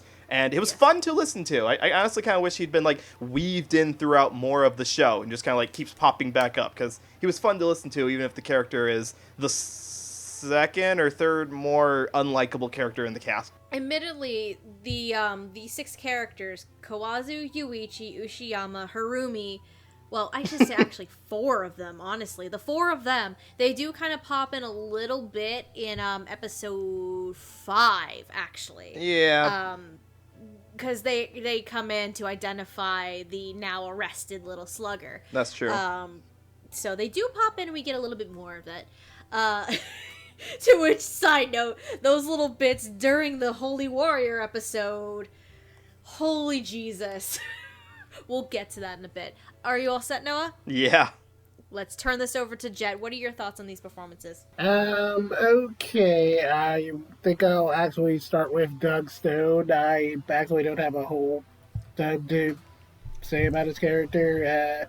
For as many episodes as he shows up in, he doesn't actually do a whole ton, which is kind of disappointing, but I thought Doug Stone did a pretty good job of making his character sound like a very obviously slimy weasel. He really should have paid back that family, and it's kind of a shame he doesn't get too much comeuppance for that in the end. But yeah. His comeuppance is his own miserable existence. I mean, the old man does die, and then he's suddenly getting blamed for his death. He's like, wait, you're blaming me for this? I mean, they're probably right. They're probably right. Hopefully they took him to court for that. So. Yeah, please sue him for all he's worth, so he's destitute. He's an asshole. Yeah, so anyway, Doug Stone did a really good job of making him sound like obviously very slimy. Doug Stone's pretty good at that sort of thing, and I thought his performance was a lot of fun. Stephen Benedict as Ushiyama. I gotta say, like, out of the one-off characters, I thought he sounded kind of the flattest, honestly. Knowing that he probably was a teenager when he did this makes it a little easier to swallow how he sounded, but it still kind of sounded a little rough around the edges as far as, like, believable kid voices go. Yeah. So it didn't sound all, like, that authentic to me. And it didn't help that, like, his actual performance he didn't get to actually, like, do a whole lot of really nuanced acting. But nevertheless, I did feel really sorry for this kid. He really didn't deserve to be bothered by Yuichiro, who's just kind of a prick. Kind of. Okay, I should say kind of like he definitely is like this kid. I mean, like okay, like next to Carrie Walker's character, like this is definitely like the character who did absolutely nothing wrong. He deserved to be in a better show. About to say, keywords, guys. Kids can be assholes sometimes, and that's Yuichi Taira. Yeah. Speaking of Yuichi Taira, this kid is definitely a smug little prick, and Johnny really knows how to play that up.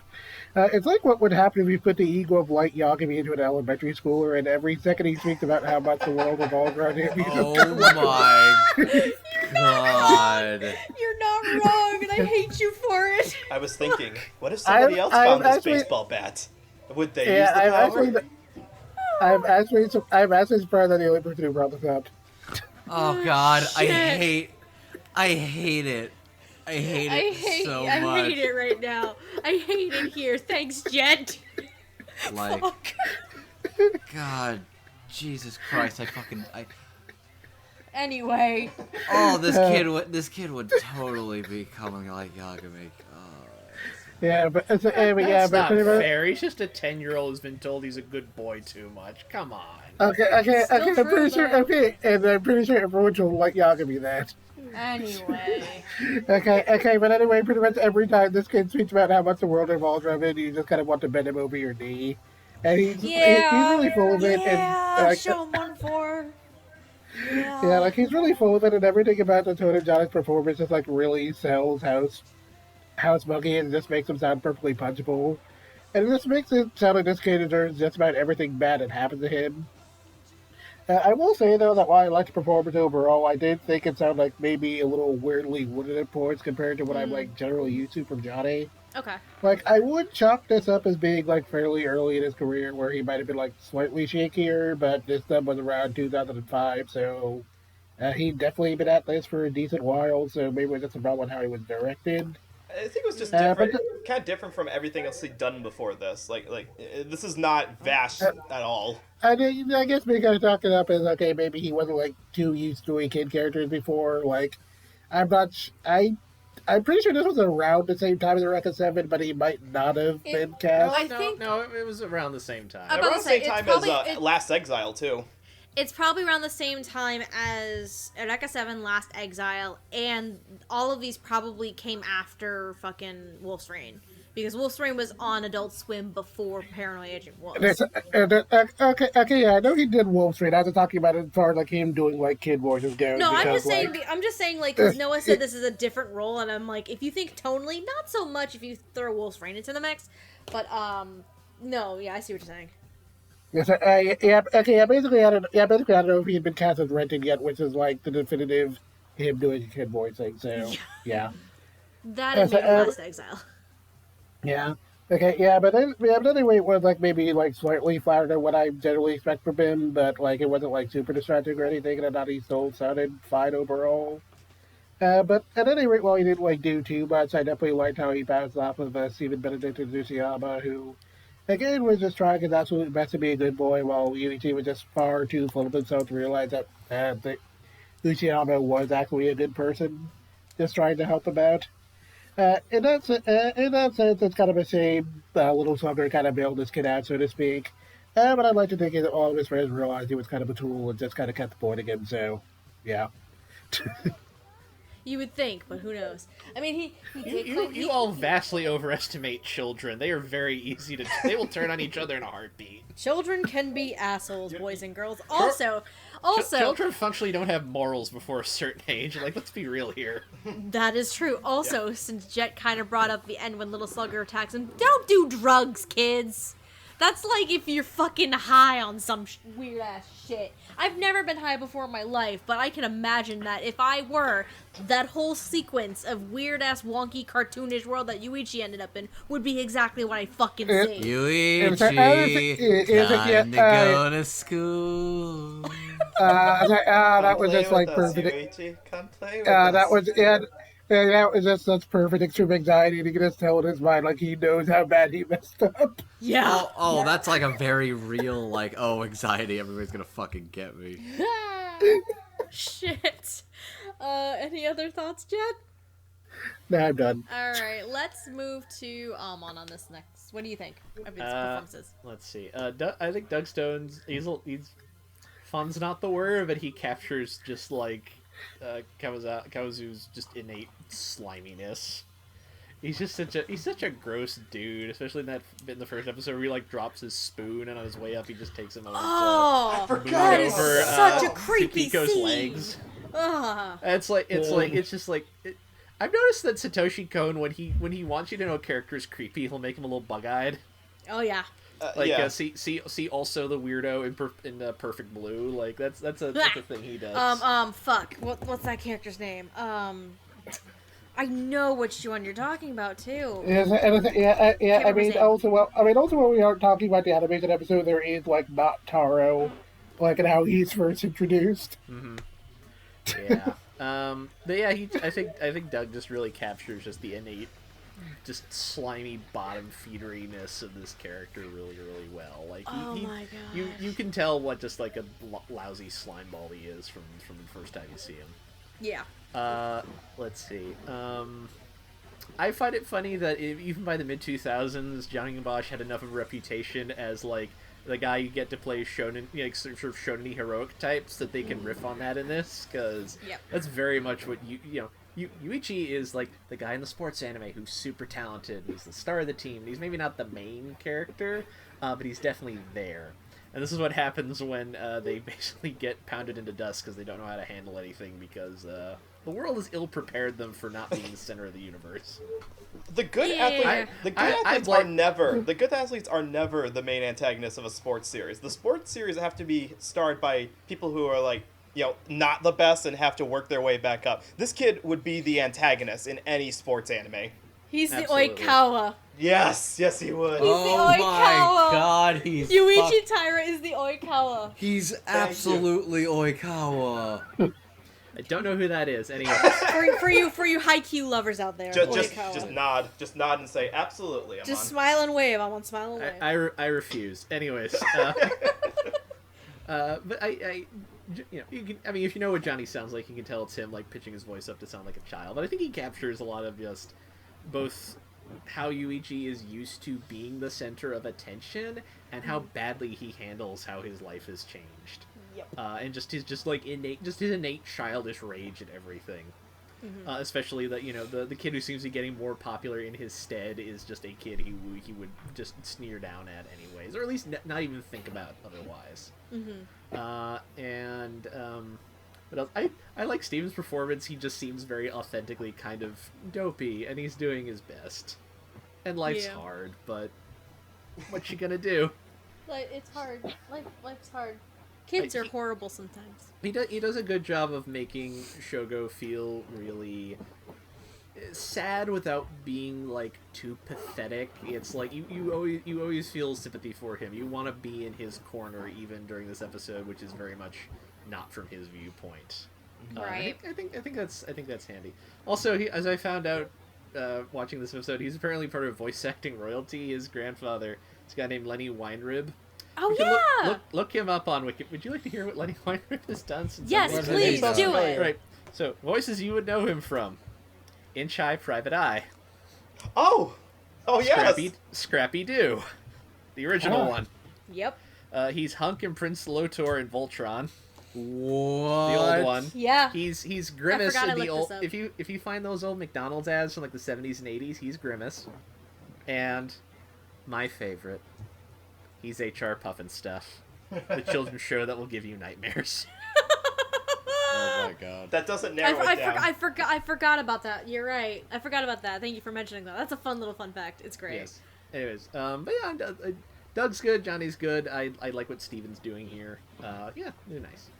All right, Andrew. Now that you're not sucking on candy anymore right now. Okay, so, Kawazu makes me want to never eat ice cream again. Not wrong. He pulls a kakyoin on the fucking cherry too. Oh god, he does the cherry thing. Gotta be honest, I was a little impressed by that. That doesn't look easy to do. Especially with a fat fucking tongue like that. Jesus Christ. Anyway. Oh, okay. So, Doug Stone, he's got a very cool, like, very grody voice that I think definitely works for a kind of, sort of duplicitous sleazebag like Kawazu.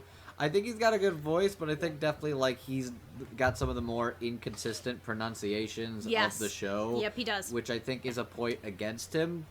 Personally, I prefer him more as his performance as anime Ben Franklin in the Happy Family Planning episode. Oh, Fuyumachi. You see, you keep pointing that out, but I think he looks way more like actual Satoshi Kon did, with like less hair. You know, I was waiting for you to point that out. See it. Satoshi Kon cosplaying Ben Franklin?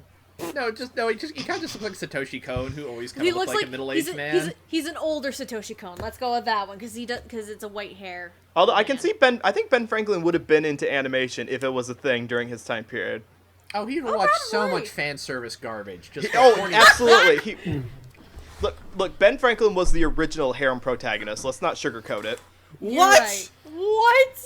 Yeah. Are you not familiar with Benjamin Franklin being the biggest slut in the Founding Fathers? Wow. No, wait. Wait. I actually did know this. I'm sorry. Okay. I'm still trying to imagine the hypothetical scenario where like Ben Franklin existed in 2020 and was watching like Head Ski or High School DxD. Oh, God. He would have a blog about it. He would make 10-hour videos about it for YouTube where he's just ranting to the camera. Look, okay, if you only know Ben Franklin from the PBS series Liberty's Kids, that show is a filthy, filthy lie, okay? The man slept and drank and banged and screwed his way to the top. Okay, that is why we got France on our side. Look, that Ben Franklin's dick saved America. Okay. Okay, hold on. First of all, Liberty's Kids is a children's show. Why would we show that shit? Second of all, god damn it, is education. Dick America? Have you probably haven't seen the John Adams miniseries either, have you? Oh god. I actually have seen that. All I can think of is, oh my god, I'm forgetting the guy's name, but his forehead's ginormous. Paul Giamatti. Paul Giamatti, thank you. Secondly, before I actually continue with the rest of these thoughts, I have one more cursed image for you. Oh no. Okay, go ahead. Benjamin Franklin wearing either a Mega Milk shirt or the Uzaki-chan t-shirt. Oh fucking hell. Yep. I'm tempted. No. Worse. Okay, Steph, can you grab that Blue's Clues Bat News that I'm Andrew? Worse image. I might have to if he keeps this up. Blue's Clues, you can do, and I just get the fuck out of here. You're about to fall out of this chair is what the fuck you're doing. Now, can you give us your thoughts on these characters? Andrew. Yuichi Taira. Okay, go ahead. Sorry, what were you saying? Ben Franklin wouldn't wear either of those. He would wear an Guy shirt. Okay. Oh God. I am ending this conversation here. here. I will go put myself in the corner while you I am picture ending that this image. conversation here. Noah, you go in the fucking corner and Just think about Betsy what you Ross just done. on that sweatshirt with the O face. Okay, And go ahead. Noah, shut the fuck. You die too. Oh, okay. Yeah, I'm done. We're done here. Noah, you are staying in that fucking corner. Andrew, please, your thoughts. Yuichi Taira, as John. Wow, okay, try again. Try again. You want to try that again, buddy? No, Yuichi Taira as Johnny Young Bosch. Johnny Young Bosch as Yuichi Taira.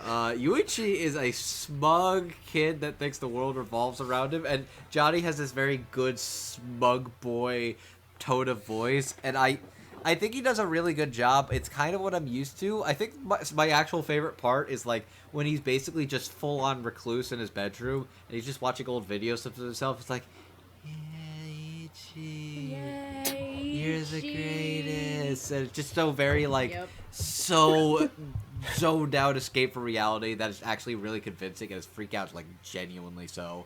I think he does a very good job. I'm less a fan of Steven as Ushiyama. I like, even if he was a teenager, it's just he's a teenager playing a kid, and it's this is no Steven universe. This is no Finn the human. Like you can't, he's not even like selling it or making it work in his favor. It's just at least it's not an Aaron Duzme going through puberty like Trinity Blood situation though.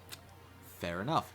Anyways, That's a thing that exists. I think he's a good kid, and he kind of gets the right voice, but it's very jarring and kind of flat at times. It's definitely like, I think his performance more than some of the others in the show kind of took me out of some of the actual like character drama. Okay. And I think that is a genuine point against it. Okay. And Doug, else? Doug Stone's very good. I like him as Kawazu. I like him as Fuyobachi. Happy Family Planning is a fucking insane episode that I honestly cannot fucking believe that Satoshi Kon got approved. You right. And I'm done. Okay. I'll be relatively quick with my thoughts on these performances. I will start with Stephen Bendick. I will agree that he's probably one of the more weaker performances of the entire show, only because he doesn't have a lot of acting credits to his name, and it kind of does show that he doesn't have a lot of experience. And I would definitely say as well in voice acting, he doesn't have a ton of experience. It does show, but the tone of voice and everything else, though, works for the most part. So I think on paper it works. It's just in execution and in practice, it's a hit or a miss, I think, depending on what you like and what you're looking for. Johnny as Yuichi Taira. Yuichi is such a self-serving bastard narcissist. Like, 100%. But Johnny manages to sell it very well. Is Johnny too old to play a character like Yuichi? To an extent, yes. At this point in time.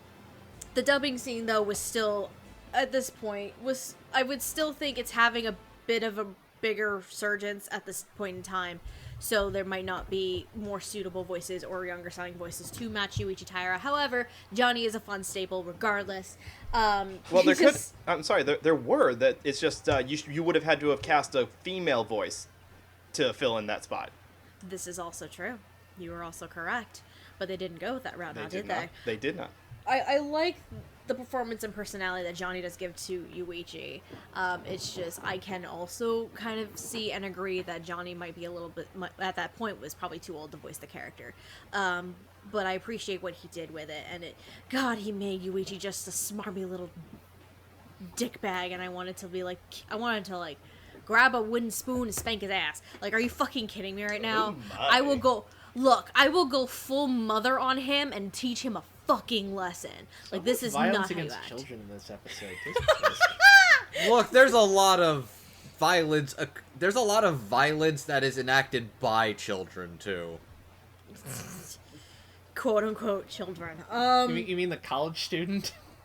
No, I'm talking about the fucking middle The school. poor kid. The poor cram student. Doug Stone is Kawazu. Kawazu is a fucking dickbag and is creepy and unsettling, and I like it. The one drawback, and Andrew did bring this up, Kawazu is the one character that has some weird pronunciations. Doug Stone pronounces Maromi very oddly. He even pronounces his own character's name really weird at one point. So it was a little bit jarring to me, and it did take me out of the episode a tiny bit.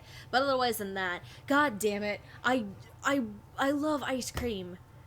But if I ever think of Kawazu eating ice cream, that ruins it for me. Like, I don't want it anymore, and it just upsets me. But, yes, all in all three performances, they have their ups and downs, in all honesty. But, what? You're making a face. What?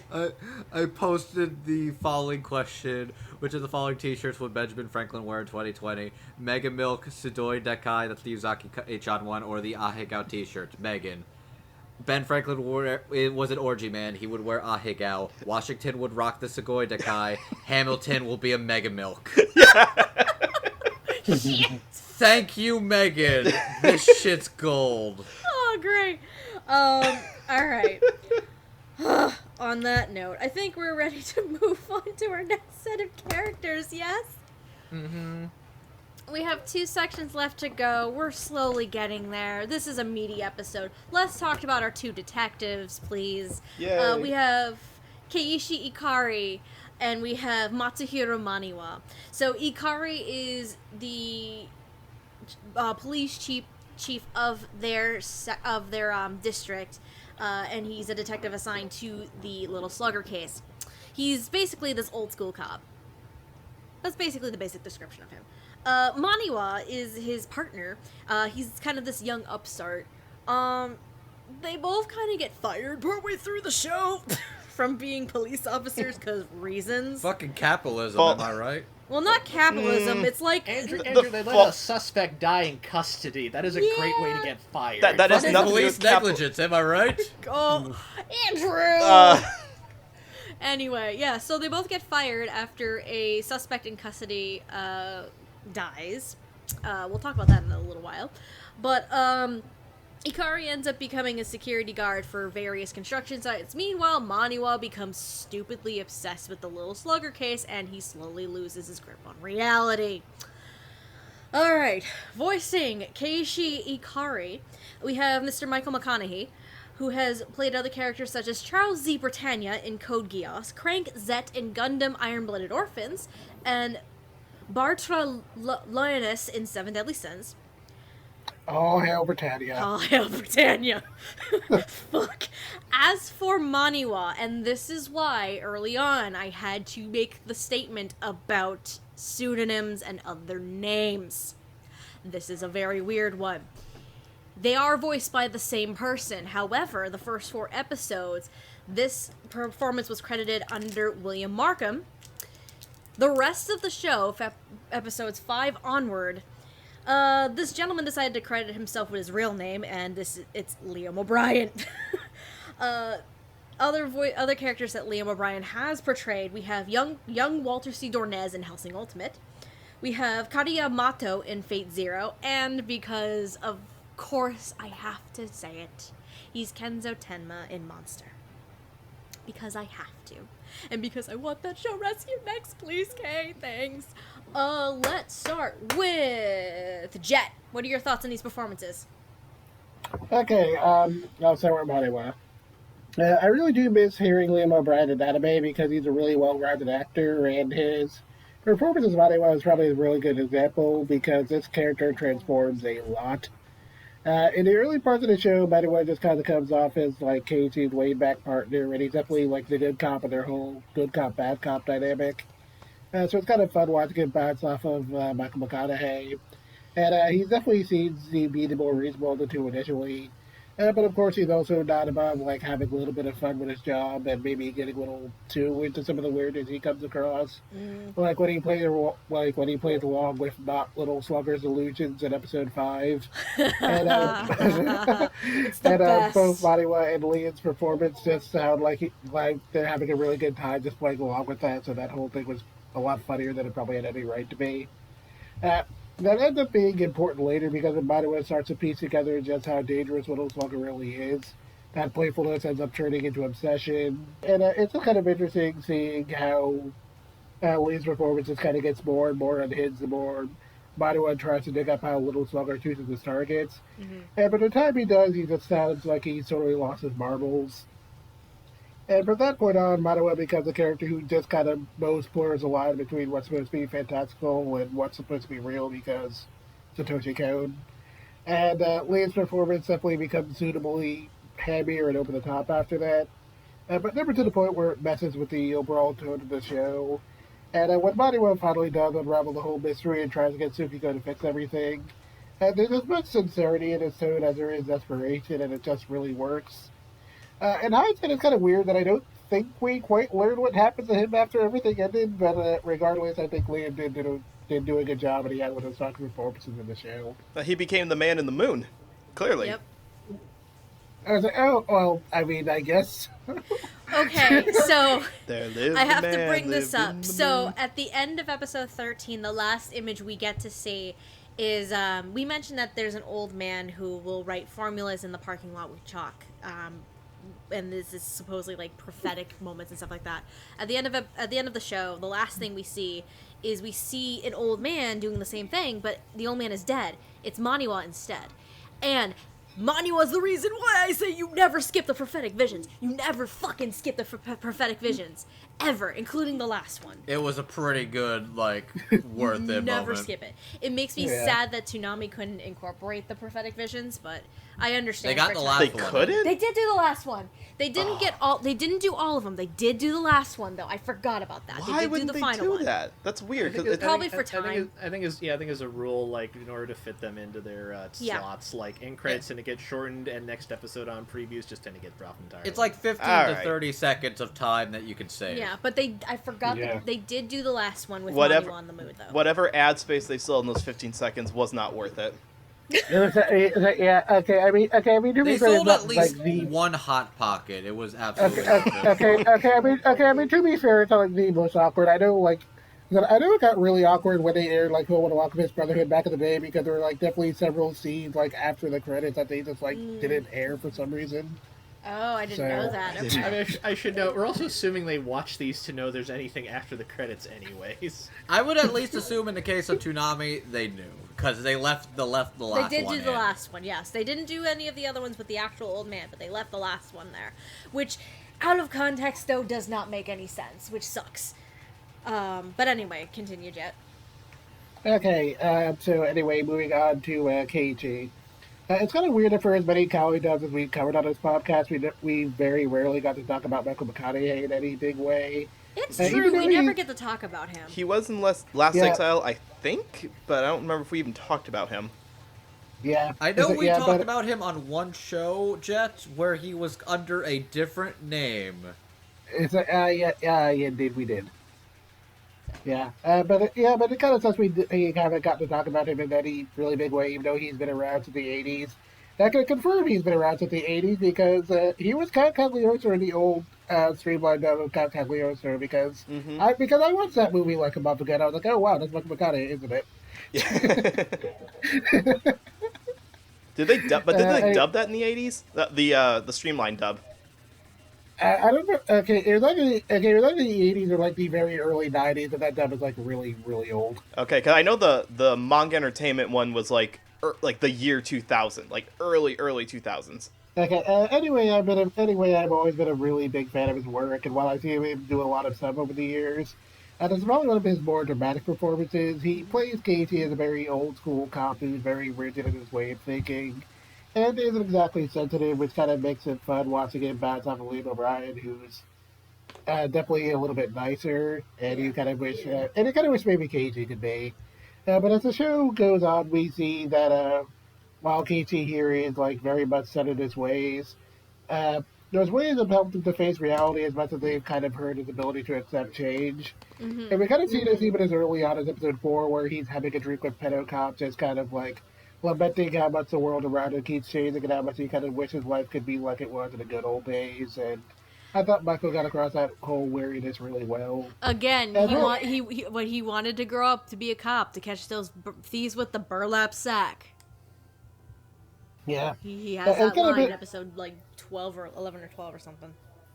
Yeah, it's kind of interesting seeing him in that scene in contrast to like all those moments where he's talking with his wife about trying to stay strong and how it's important not to flee from reality, even when he's kind of faltering himself. So I thought that kind of made him feel a little more human in a way. Yeah. And since Casey's kind of juggling all of that, it's not too surprising when we get to the last couple of episodes that after he's lost his job and his old sense of purpose, he allows himself to kind of briefly flee reality for a while and escape to his own little fantasy world. And he Yes. does. But like he said himself, he can only really flee from reality, but for so long. And when besides Spirit Power reminds him of that, Michael does a really good job of kind of selling Casey's restored sense of conviction, where he literally breaks down the false reality he's made for himself and chooses to accept that the place he had built for himself over all those years just kind of doesn't exist anymore, and he has to accept that. Yeah. And besides Season Episode 11 kind of spelled out the theme of the show, then I think Casey is probably the character who probably has to experience it the most firsthand. And while there's a lot of humanity to this show in general, I think he's the one who definitely gets the bulk of it. Meaning that there was definitely a lot riding on Michael's performance, and I'm really glad he delivered here. It's debatable if he gave the best performance in the dub, but it was probably my personal favorite, and it definitely reminded me what a great actor he can be. I mean, I can 100% agree with that. I'm going to piggyback off with you. I'm actually going to start with Michael on this one. We don't get to often talk about Michael McConaughey, But when we do, it's always so much fun too, because I feel like he's a rather dynamic actor. I need to fucking rewatch Code Geass, because Charles Z. Britannia is a piece of shit. All I can think of is that one image of, like, just the Japanese text over his face where it's just, not this shit again. That's the most I actually associate with Charles Z. Britannia. Shit. But I really enjoy Michael's performance of Ikari. He's this no-nonsense cop, very straight, very narrow, this very traditional, old-school kind of guy. And that comes through very much comes through in the performance. And like Jet was saying, like, it kind of, after he and Maniwa get fired after suspect dies in custody, he starts to, like, he lost his place in this world, because that's all he's known and that's how he's figured his place to be. But because society has been changing and shifting around, he doesn't have that place in the world anymore. So he's kind of lost. And eventually it does lead him to try and escape his own reality. Again, I don't think we didn't quite bring it up. All of these characters, in some form or other, try to find a way to escape their own realities. Mm-hmm. It's kind of the thesis of the show. Yep. Some of it is more obvious than others. Some of it not so much. And then there are characters who don't have that trait. I know Kawazu didn't have it. I know Ushiyama didn't have it. But a lot of the other characters in the show, you certainly can see it in some form or fashion. With Michael, his escape, Ikari's escape from reality is this cardboard cutout world of 1950s Japan, where it's an old school world where the cops go after the thieves with the burlap sacks and all this fun stuff, and this is his world, this is his place in the world, this is what he's known for so long. But I really love that, Jet, you brought up that end bit, where he realizes that he lost his place a while ago, because not only does he have to really give that a strong delivery, this is also the moment where he breaks out of his fantasy world and he gets back into the reality of what's going on at this point, which is utter fucking chaos. Thanks guys. But I really think for Michael, that's definitely one of the high points of his performance, is that bit, because that is a very climactic moment for the whole show, and it is also a climactic moment for him and his character. Liam O'Brien. Oh, Liam O'Brien. To say that this is probably my favorite performance is an understatement. Because Liam O'Brien goes to some very interesting places with Maniwa. Maniwa, again, starts off as this young, upbeat cop who's more optimistic, and he kind of he's a little bit more open-minded about different things and what's going on and how to treat people, because Ikari can be rather harsh with people, i.e. when he basically almost beats the shit out of the suspect in custody in episode 7. But over the course of the show, we see Maniwa's obsession over this case continuing to grow, frighteningly so. And episode 7 MHZ is the episode really primarily dedicated to Maniwa's point of view. And it shows how this case is affecting him hardcore. Liam O'Brien's scary fucking radio voice is very, very disturbing. Because there are two different points where he basically is on the radio and trying to figure out answers with the Little Slugger case. One is in episode 7. The second is episode 12. Yep, Radar Man. It's literally the beginning of Radar Man, yeah. Beginning of Radar Man. And it's so unsettling and so creepy. And this is one of those rare times, because I love Liam O'Brien as an actor, and I'm sad he doesn't really do anime much, if at all, anymore.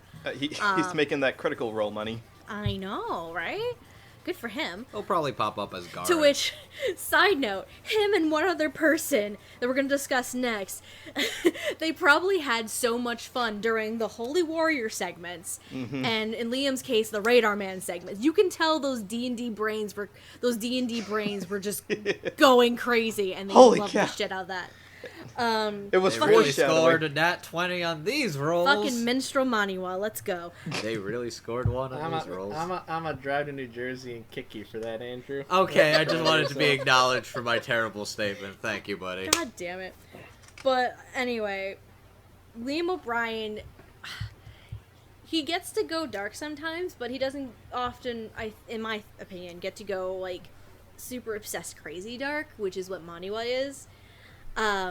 And it just becomes like the slow decline of this character's mentality is just very chilling and captivating to watch for me. That I just absolutely loved every fucking second of it. And side note, fun fact, I actually talked to Jet about this earlier before we started recording, and Andrew already knows about this. What? So, Noah and Amon, fun fact for the two of you. In Happy Family Planning, Yes. Yeah. there is a moment where the three characters in that episode Yep. are discussing their good friend Fox. Oh, this, yeah. Yeah.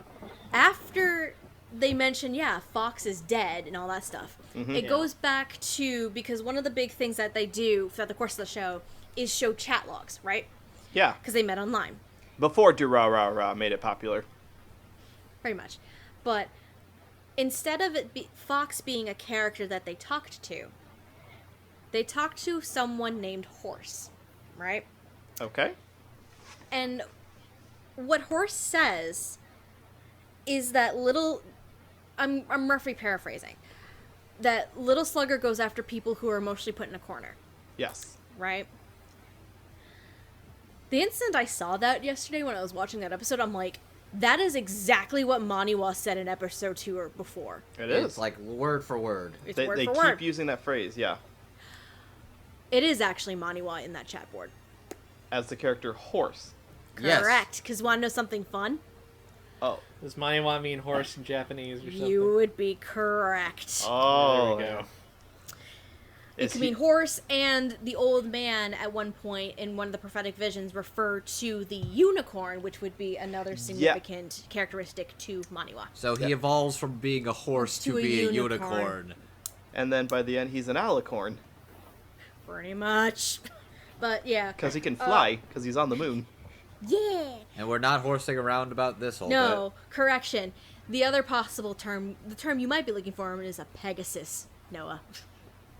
Watch more My Little Pony, fucking casual. God God Damn damn! Ouch.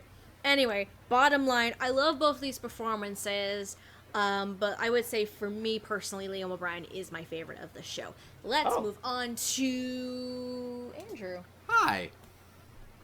Your thoughts on these performances? So here's the short version. Yes. These are the best performances in the entirety of Paranoia Agent. You lie! I agree with that. I can agree with that. Okay, going more into this. Let's go into Ikari. Ikari is basically just... Would it be correct to say he's basically just the boomer of this show? you would not be wrong. Do they wouldn't have be wrong. boomers in Japan?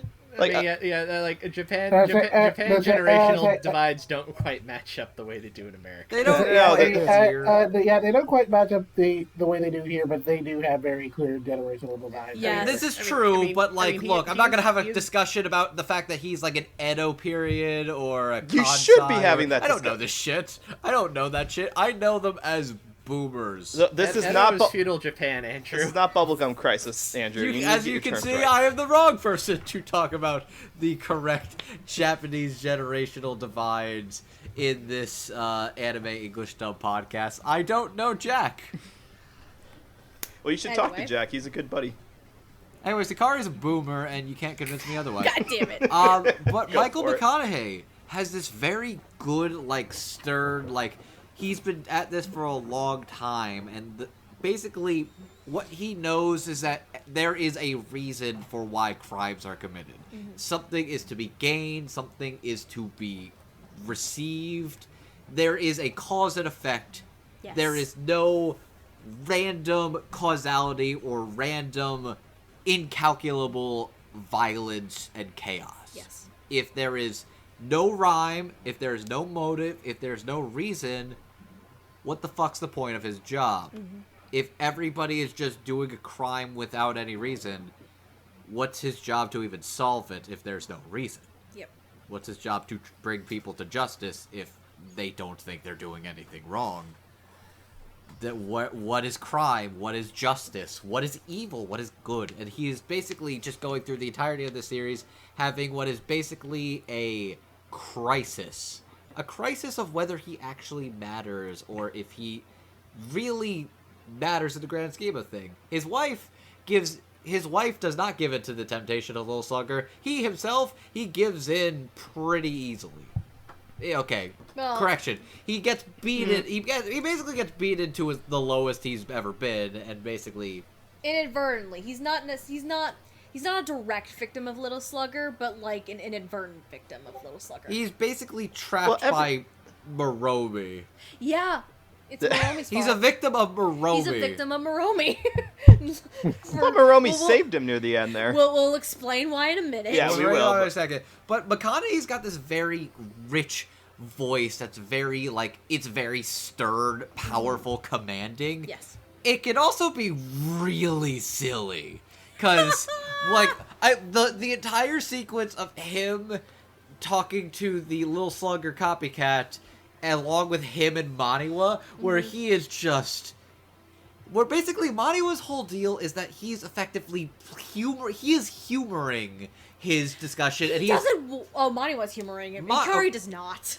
Maniwa is effectively trying to get into his head, and it's like, okay, we're doing a D&D game right now. All right, so what's your class? Okay, you need a mage, you need a storyteller. All around the mulberry bush, my partner chases a loony. I don't know what I'm doing here. He's just okay. If I had to describe it, That was great. basically, if I had to describe it, the fake Little Slugger is the D&D. Maniwa is the willing and excited participant who wrote his character sheet 2 days ago. Yes. And Ikari just came for the free snacks, and he does not want to be there at all. He's only there because his other plans fell through. Yep. He's doing his best. Yep.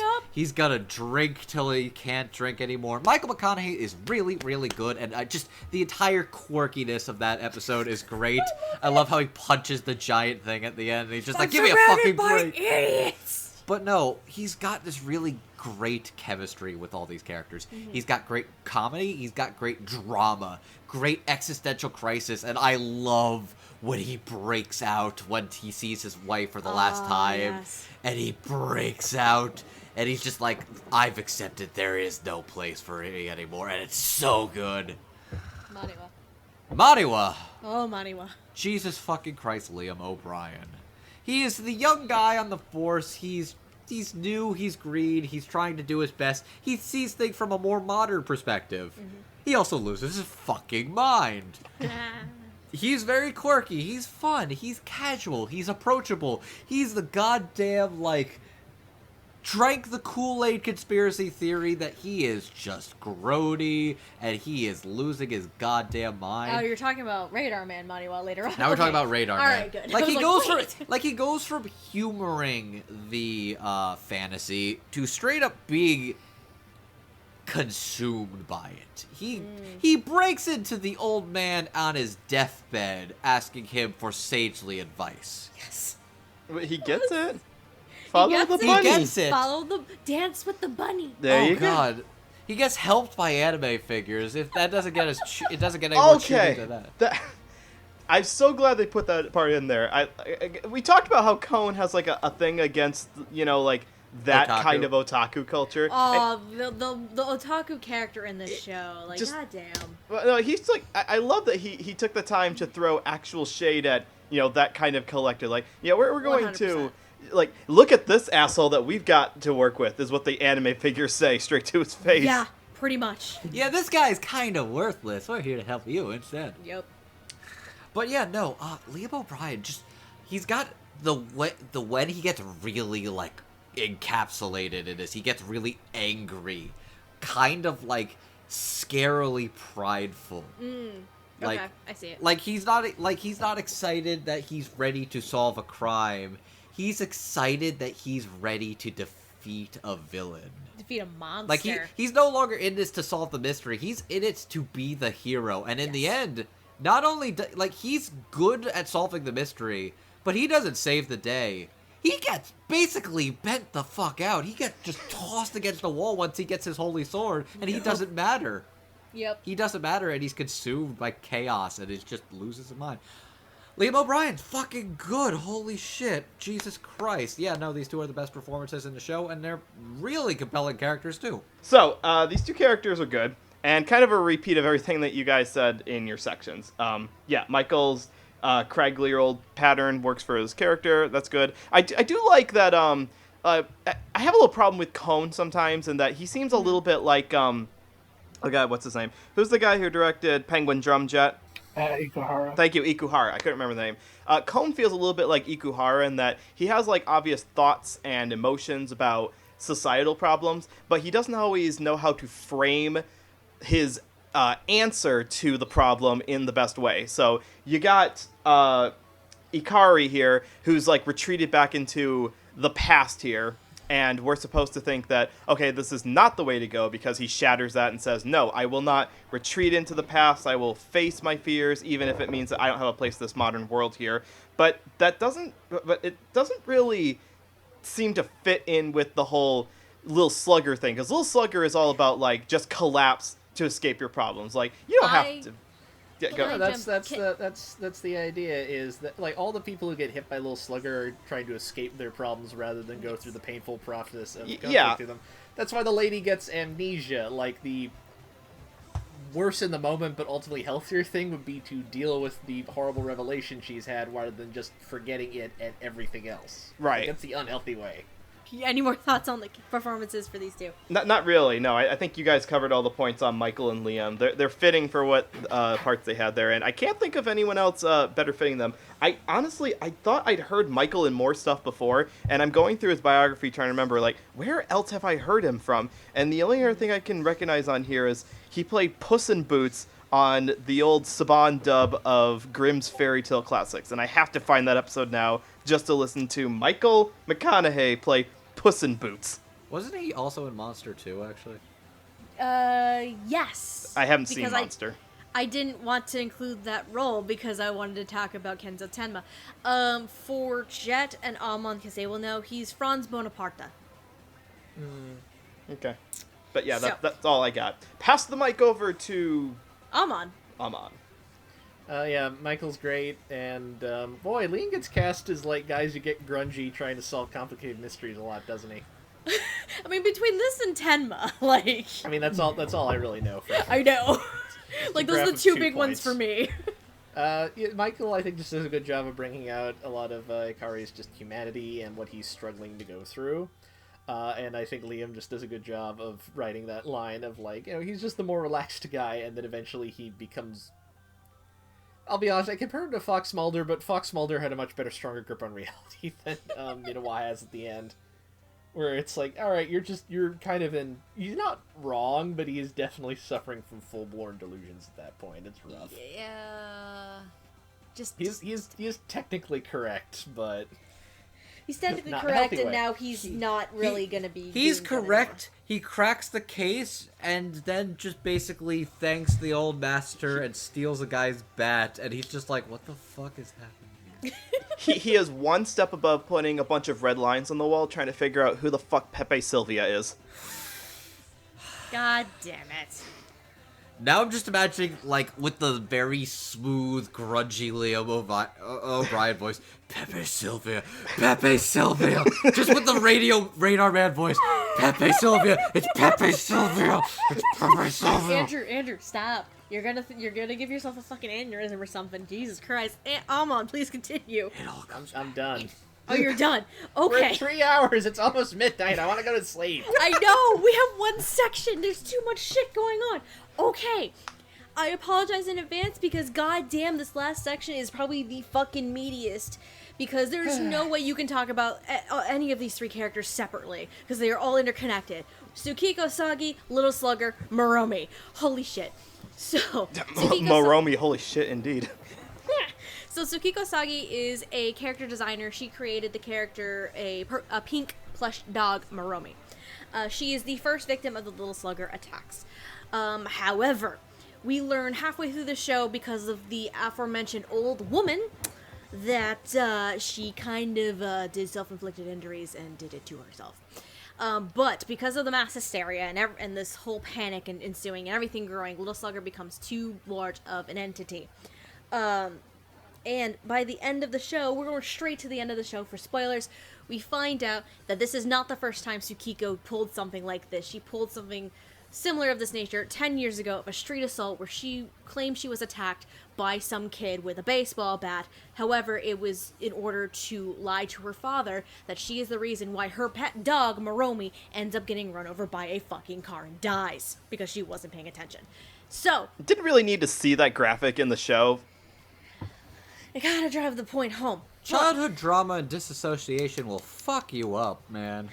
It's true. I'm also going to throw in a side note for Little Slugger. The person who voices Little Slugger also voices fake Little Slugger, whose name is Makoto Kozuka. Kozuka ends up being a victim himself. He is the kid who ends up in police custody, has the Holy Warrior episode and goes all fucking full D&D on us, and he ends up killed at the hands of Little Slugger while in police custody, and is the reason why Ikari and Maniwa get fired. So, and two side notes for names. Kozuka also means fox. Fox is the individual who messages fucking during Happy Family Planning. Cool. Tsukiko is an interesting one. So Tsukiko, first of all, is translates roughly into Moonchild. And there are a couple instances in terms of moon representation and symbolism throughout the course of the show, but the bigger one that I want to point out is her last name of Sagi. Sagi in kanji can mean heron, which is the bird heron. However, it can also mean scam or fraud. But anyway, the individuals who are voicing these characters, as Tsukiko Sagi, we have Miss Michelle Ruff, who has voiced characters such as... Help me Everyone. with that first one, please. Kirari Momobami. Thank you, from Kakegurui, Henri Sonohara in Durarara, and Fujikamine in some various Loop on the Third iterations. Little Slugger / Makoto Kozuka is voiced by Sam Riegel, who has voiced characters such as... Fuck. Mephistopheles. Thank you, Mephistopheles in Blue Exorcist, Viral in Gurren Lagann, and for shits and giggles, because Andrew pointed this out to me, Metal Bat in One Punch Man. Oh! Yes! Yep. That's funny. What if that was on purpose? As Probably. for Maromi, Maromi is voiced by Miss Carrie Savage, who Oh has my voiced god. who has voiced characters such as Junko Kaname in Puella Majai Madoka Magica, Rime Sakihata in Chaos Head, and Lizana Strauss in Fairy Tale. Why don't we start with Jet, please? Okay, so anyway, I guess I'll start with Sam Riegel as Little Slugger and also Kozuka, which as we were just talking, I kind of realized I suppose I should have done it any sooner that of all the characters, Little Slugger quote unquote slaves, none of them actually die except for Kozuka. Yep. So It's probably also important to note real quick that the only victims Kozuka goes after are Ushiyama and Papa Hirakawa. That's it. Yeah. It's also worth noting that Kozuka wanted to die. That's also worth noting. Yes. So that's probably the escape he wanted. Yes. Does that mean the animators also wanted to die? Yes! Yes! That makes sense. Yep. The whole anime episode thing, that's episode fucking 10. Episode 10. That's Satoshi Kon poking at the anime industry and how stressful it can fucking be, 100%. He admits it. Yeah, it's fitting because this is the first, to our knowledge, this is the first time he's worked on a television production. Everything else had been films or OVAs before this. Yep, correct. Anyway, Jet. But anyway, I thought Sam Riegel did a really good job of making Little Slugger sound unsettling for the few lines he gets. Mm-hmm. And I mean, I like hearing Sam Riegel's voice in general, and he's always been pretty good at that sort of thing. as Kurzuka, he's also a lot of fun. He does a really good job of making him sound like kind of unhinged. Like he very much buys into this whole weird like Dragon Quest delusion he's under. I am the holy warrior. Yeah, Great. so well, it's kind of amusing. It is also kind of deeply disturbing. It's like, this kid really needs some therapy. Your aura still glows you're yellow. Right. You're right. He needs therapy, but unfortunately, he's not going to get it. Yeah, but, but yeah, I thought that Sam Riegel did a good job. Michelle Ruff as Tsukiko was also pretty interesting. And Michelle Ruff's done like basically got every kind of role under the sun at this point. So I know she has a pretty good range and she can do a lot of stuff. But I really this is probably one of the few examples I can think of where she plays a character who's kind of like more on the repressive end of things. So I thought it was kind of interesting to see her do something a little quieter than usual. Mm-hmm. And while Fukiko doesn't speak all that much for how prominent of a character she is, I thought that Michelle did a really good job of making her seem kind of like kind of repressed and soft-spoken, and you can definitely tell she's very much not a people person and has like a very hard time doing with other people, which is why she kind of escapes reality constantly through Maromi and also like creating little slugger, I guess. And I thought Michelle did a really good job with that. And then when like she finally is forced to confront reality, I thought that Michelle did a really good job of selling her like minor breakdown pretty believably. And I mean, I guess it is. I don't know if it's weird that it's like the one character who I guess probably got the happiest ending out of the entire cast, but nothing really happened to her in the end, which is kind of weird. But She got a haircut and a new job. That's really the big things, I guess. Yeah, that you would say. She got to go on living. Yes. Yeah. You're right. No. She got to move on. Yeah. That is a big thing for her. Yes. It's not only just that, like, she got the chance to live, or that she got a new opportunity. She moved on. Because she faced reality. Yep. You're right. Yep. Yeah, that's a good point. So yeah, in that respect, I liked the performance of that. Mitchell did a really good job. And now let's talk about Carrie Savage Maromi, that evil little dog. Evil? Why Maromi would you call did nothing Maromi wrong. Evil, Jet? We all love Maromi. Aside from Yes, cutting okay, the cord on the phone, Maromi did nothing wrong. Take a rest. Take a rest. Take a rest. Oh Take God, a Violet, stop. So in the early episodes, it's kind of hard to tell exactly what Maromi's deal is. Well, it's not okay. Well, it's pretty obvious in a rewatch, but the first couple of episodes, the first time I watched the show, I could like totally tell what Maromi's deal was. Yeah. It's really clear that Maromi was like trying to be very like protective of Tsukiko, and thought that Carrie did a really good job of getting that across pretty well. But as we get further into the show, and like Tsukiko is facing like more and more pressure, we see that like Maromi's help maybe isn't the best thing for her. Yep. And then and then when we get into the last few episodes, it's just like full on denial, like, oh, it's not your fault, Tsukiko. Like, and everyone's like, no, you gotta, like, you have to face this. You need to accept reality. You have to face it. And so he's like, Yep. that everyone's just like, no, you don't have to face it. You can keep running. You can keep running. I'll protect you. And it's like, And then here's Manuel, like, shut the fuck up, Maromi. Tsukiko let you die. Stop.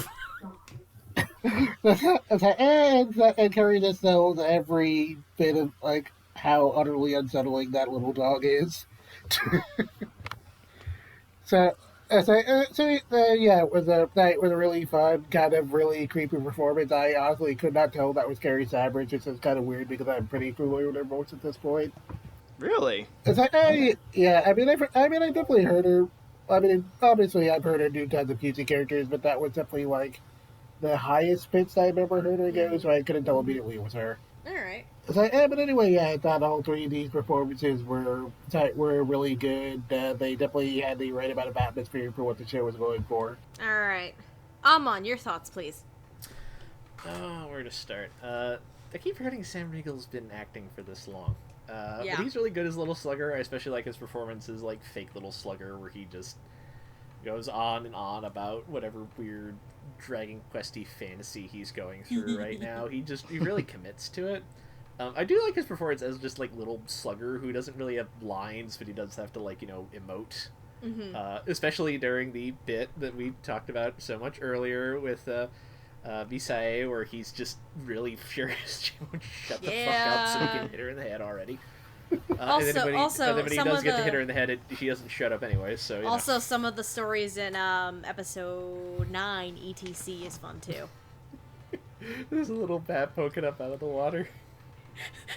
or pregnant lady with a little apparently The ultrasound in the womb. Ultrasound, a little slugger in the bat. Jesus Christ. The guy who pulverized the sushi platter made me sad. Oh, like that's a waste of food and cake. I'm it sad was. about that too. Yeah, I gotta say the worst thing about the ultrasound story that like that story actually did sound really believable right up until that moment. It did, and then you get the ultrasound. I'm like, what the fuck? like that seems like a nightmare scenario. Anyway, Amon, continue. Yeah, so I think Sam turns in a really good performance. Michelle, I think, is really good as Tsukiko. She just sells Tsukiko's just vulnerability and fragility really well. Like, you can tell this is a woman who has suddenly gotten very famous and she does not really like it, but she doesn't really have the personality that lends itself to objecting that or trying to, just get anything her way. And so it's sort of this weird position where, like, she's clearly at the center of things and you just kind of feel bad for her. Like, you don't want any of this. Yeah. You making the successful character was the worst thing that has ever happened to you. And you can't do anything about it because it's now your life. I think she just does that really well. But now let's talk about Carrie. One of my mild frustrations with life as someone who really likes horror fiction is that anime and horror fiction don't intersect very often, to the point where I hear a lot of anime fans talk about horror and I think, what the fuck are you rambling on about? You don't know a goddamn thing. Not wrong. One of my frustrations is that in a world where this did happen, Maromi would be like a horror creature for the ages that you would get merchandise of and so on. Maromi and Chucky's Wild Adventure. I mean, you laugh, but and you're not wrong. That's I mean, if they can do a Freddy versus Jason movie, I could totally see a Chucky versus Maromi episode. Oh Lord. And Carrie does a wonderful job, partially because she's so unnerving, and I want to give credit to what I think is at least something that they've done, where it sounds like she's already talking at kind of a high register, and I think for parts of it, I think they're electronically pitching her up as well, because I can definitely hear parts where you can hear kind of an electronic tinge to some of her lines. Huh. So I was wondering about that. Yeah, and I think that's a deliberate thing too. In addition, so she sounds cutesy, but there's also something not obviously wrong, but just something's amiss here. Okay. Like even when you first see her and you're not sure what's going on, there's something just sinister about it. Right. And I think that's intentional. I think that works really, really well. Yeah, like I don't know if it's the best performance, but I think it's my favorite just because I think it's just calculated and executed really, really well, and I really enjoy it. Andrew, your thoughts, please. Okay, so I'll start with Carrie Savage as Maromi, which is this very adorable, uncanny, somewhat unnerving little dog creature that it just doesn't move right, which I think one of the things I remember from the same Eye Patch Wolf Steph referenced earlier is that it moves the way it actually looks, which is that its head is physically too big to support the body it's on. And it kind of like stumbles and ragdolls the same way, and it sounds and feels the same way. It feels like the performance is delivered in a way where it's like, it sounds like it sounds like that voice can come from that thing, but it doesn't sound like it should come from that thing. And that's the way I describe it, is that that's what you expect, but it seems off from what it should be too. And that's not even going into, holy shit, a talking dog. It's just slightly unnerving and uncanny and cute and sweet and take a rest. I hear take a rest just in my head now, thanks to you, sweetie. I sometimes say it, and he gets mad at me. It's fun. Look, you ever want to just be nice and cozy and cuddly, and then your girl's just like, take a rest, take a rest, take a rest. You're welcome. Anyway, moving on. Carrie Savage does a really fantastic job, and I also love when Maromi actually snaps near the end. I don't even mean like when Maromi's a giant fucking behemoth that's just pitched down hard. Tsukiko, roll. Okay. I just mean like when Maromi's freaking out is like, this is your world, you belong here, why you dead? Like, oh my god, yeah, no, that's fucking creepy and uncanny. Sam Riegel. Holy shit, Sam Riegel's got a lot he's working with here. He gets to play the creepy, unnerving little demon child, and he also gets to play the kind of psychotic, goofy, suicidal Shunibyo fuck. Shunibyo fuck. Great, thanks. The whole D&D, like, adventure episode's actually, like, genuinely hilarious. And, like, Sam is just chewing the scenery with that level of camp. And it's so good. Just, like, him and Liam playing off each other is so funny, so good. But also he's just really creepy and uncomfortable. Like, just the way he introduces himself, the way he exits. Hello again. And goodbye. Just very simple, but just very poignant. Because hello again, it's like, oh yeah, no, he's come at her before. It's like, no, you've used him before. It's like, ooh, yeah, that's one of those good little things to catch. Sam does a really stellar job, like, both as Slugger and as Kozuka. Both very different characters, but also one and the same. There's two, but one and the same. I think Sam's an exceptional actor, and I think legit, I really like hearing him strut his stuff, and I think even if it's kind of a small and far and in between, he does a really good job in the show. Michelle Ruff. She's pretty good as Tsukiko. I don't have much to really say about Michelle Ruff, because it's a very kind of quiet, very listless performance, which is kind of similar to some other things Michelle's done in the past before. I don't think it's bad. I think she does a very good job. I don't have too much to say about it, but I think Tsukiko's a very interesting, tragic character. Almost in a way, I think that... This is going to sound weird. I almost feel like the show's a little meaner to her than it should be, in a weird way. Listen here. If it wasn't for Tsukiko, we wouldn't have this mess to begin with. This is true. But I also feel like, I don't know, I guess maybe like in the end, it almost seems like there's some level of judgment about like the dog and stuff at the end. Which, like, the reality is the true killer were period cramps all along. Really? Okay. Really? Why? Why do you have to go there? Look, it's true that those should be outlawed. Absolutely. Look, as a woman, yes. I'm going. But why? Like, Why I remember make that this was a joke? discussion we had when this was on Toonami, where it's like, I think It was Megan. I think Megan brought up to me that you could almost kind of interpret like the sort of stomach ache maybe as like an early cramp. It's possible. Because Megan watched it for the first time on Toonami. So, it's like, I didn't actually take that writing into consideration, but like, oh, maybe. But it's just... It's like, just legit. explicit enough. It's explicit enough, yes. It is like, she is basically just this little stunted kid that really hasn't been able to get past this one trauma. Yeah. And it's really upsetting, and you see, like, her finally come to terms with it and deal with the guilt. Yeah. And it's really good stuff. I mean, how Michelle would you... Ruff does a very nice job. I mean, how would you feel if like the one thing that you had the most guilt for suddenly became a national phenomenon? That would fuck you up, yeah. Well, she probably didn't expect it to go that far, is the problem. This is true. No. Anyway, Noah, your thoughts on these performances, please. Yeah, I'll piggyback off of that to talk about Michelle, because here's the thing. I didn't like Michelle's performance at first.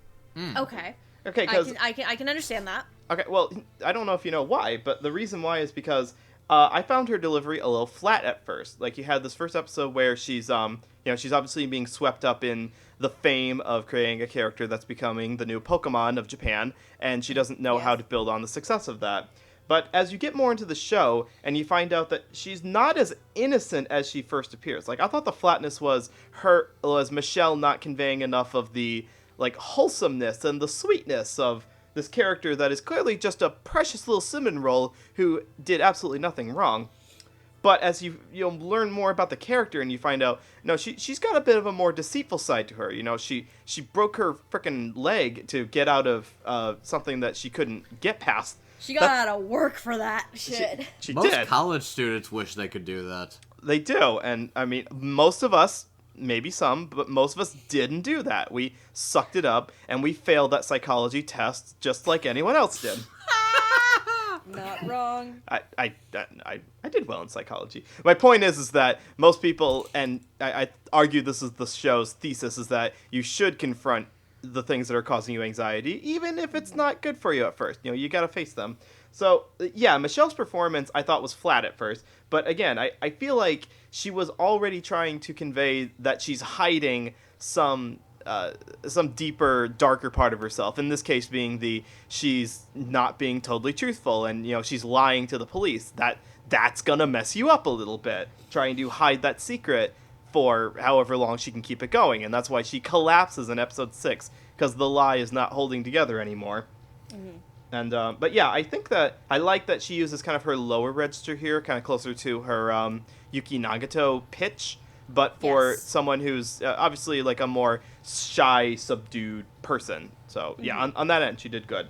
I don't have as many notes on Sam, unfortunately, because he did nothing wrong. The actor did nothing wrong. I'll say Little Slugger did a lot wrong. Little Slugger did quite a few lot. It's funny because Tsukiko's job was you need to create a mascot character that's just as popular as Maromi. She kinda did. Little Slugger was another character she created, and it became just as infamous as Maromi did. Yeah. Anyways, that's a monkey's paw curling kind of thing. But yeah, Sam did a good job. And I do like the part that sticks out to me the most is not even the Little Slugger part. It's I think it's in the Megahertz episode where he's insisting that I'm a holy warrior and I was just doing. But then he kind of breaks essentially right before his suicide happens, and you get to hear Sam really play up the dramatical parts of it, which in an early or mid 2000s dub could have gone like very wrong. Like, we were still not entirely up to the point where you could get dramatic moments all the way to where they are right now, but he pulled that off, like coupled with the animation and Michael working off of his voice. He did a really good job on that. So yeah, Sam's a good Little Slugger. He's a good Little Slugger. And Carrie Savage? Carrie Savage is I kind of agree with Amon. I do think that there was some digital pitching going on there, because the highest that I had heard her, aside from this, was actually as Makono from the Holic and Tsubasa Chronicle franchise, which is it's high pitched, and that sounded like as high as Carrie could go in her normal, like, regular falsetto voice. She's not Sandy Fox. She can't quite get up to the various highest pitch. So I do think that there may have been some high pitch going on there. But everything else you guys all said about the creepy factor working really well, and we need the horror movie for this character, all agree with really well. Awesome. That leaves me. I'm going to start with Michelle as Tsukiko on this one. Tsukiko is very quiet, very soft-spoken. She doesn't really take social cues very well. She's not good with people, and she's not good with stress. Hence why Little Slugger's a thing that exists. And I think Michelle portrays those bits very, very well. I can see what Noah's saying about probably not liking the performance at first, because we weren't 100% sure what Tsukiko's deal actually is, and it doesn't seem to match what her current lifestyle is, but then you learn what's happening, and then it makes more sense. I think Michelle is very soft, she's very sweet, she's just very quiet, and I had a note somewhere here. and I'm gonna go from that and directly into the last episode. She can get very scary when desperate. And I say this, the flashback where Tsukiko is with her younger self, and she's in the incident where her puppy Maromi ends up dying, and Babby Tsukiko is in the middle of the road with the puppy and is like, it's not my fault. He's the one who did it. He's the one who did it. And is like getting so angry. And just comes off very scary and very desperate. I really enjoy that. It's, I think, one of the few, if not the only times where Michelle has to change the tone of voice a bit more and change the emotion of the character. And it works very, very well, and I enjoy it. Carrie Savage's Maromi. I'm gonna go with her next. Maromi comes off as this sweet, cute little mascot character. I know Pokemon was used. This is more of like some Hello Kitty shit. Some Sanrio. Some Sanrio shit happening here with Maromi. And Carrie just is so adorable. She's very sweet. She's very protective. But Maromi also knows what's up for most of it. She knows what's up. It's like, it's okay, Tsukiko. It's not your fault. It's his fault. It's all his fault. Maromi, we mentioned that a lot of the characters have their own way of escaping reality. Maromi is Tsukiko's way of escaping reality. You know who Maromi is? Maromi is the friend/family member that will never point out any mistake or flaw you've made and will coddle you and say it's not your fault. Ooh. It's everybody else's fault. And those friends are not real friends. You need a friend who's going to tell you the truth right to your face. I see it. But I've always loved Carrie's portrayal of Maromi so much because it's very sweet and cute, but it can borderline like sickly sweet and cute, if that makes sense. Like, because you as the audience may not know it, and Maromi probably just doesn't realize it either, part of it, but there's more to Maromi, because again, we learned that Maromi and Little Slugger are one and the same, and they were both created by Tsukiko. But Carrie is cute, she's adorable, I love it, it's a fun performance. Sam Riegel is Little Slugger. Oh boy. Sam has to do a similar task that Erica Schaefer does. I say similar, not 100% the same. Because Sam has to basically portray two different characters in this. He has to portray Little Slugger, the actual Little Slugger, but he also has to portray Kozuka. Now, Kozuka, going back to my comment of Liam O'Brien, Sam Riegel probably had a fun-ass time doing some D&D horse shit with this in the booth. Critical Role, hello. And it's so fun and enjoyable, and it's just like, I am a holy warrior! It's great. I love it.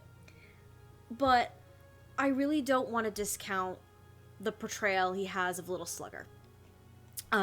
Even though Little Slugger himself as a character doesn't have a ton to say. Like, I think it was, I can't remember who it was. I think it was either Amon or Jet. He still has to emote.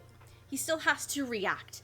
And those reactions and those emotions and the little lines that Sam does have as actual Little Slugger are precise, they're poignant, and they know how to hit their mark right when you need it. And it works every single time.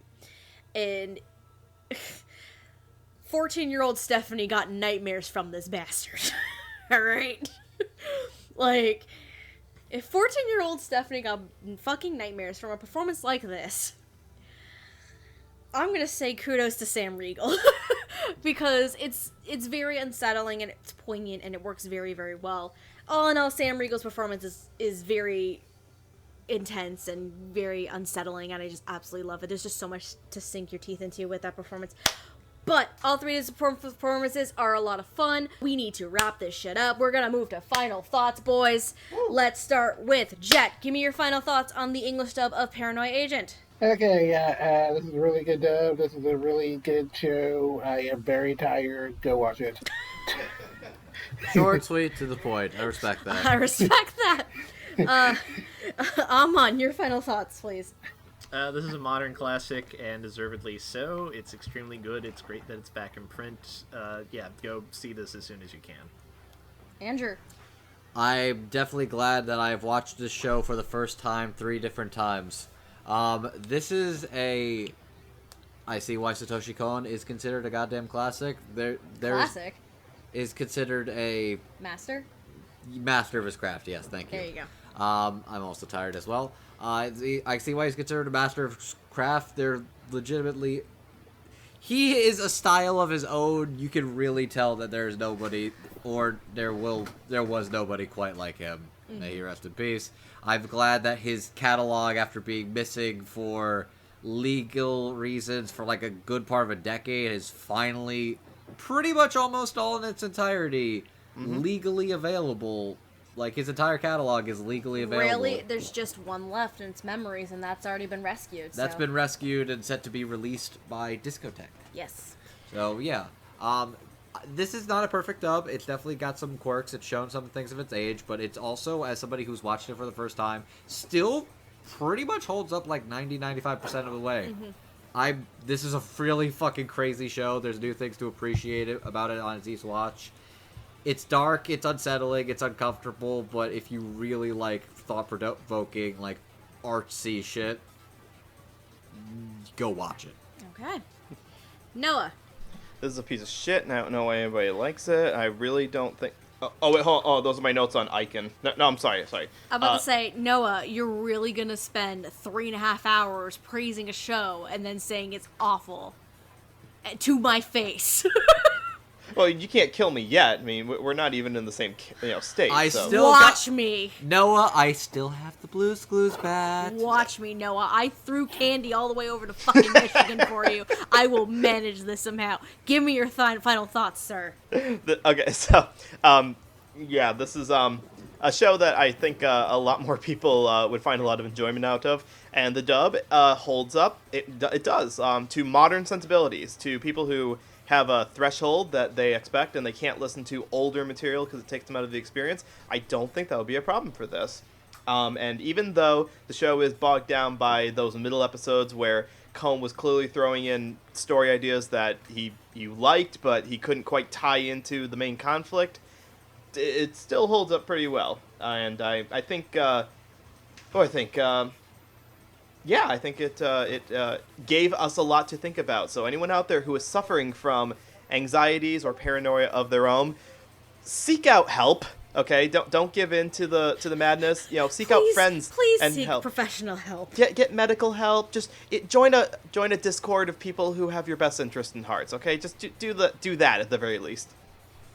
Please seek professional help. Don't do drugs. Don't get smacked in the fucking head. Don't get smacked in the head.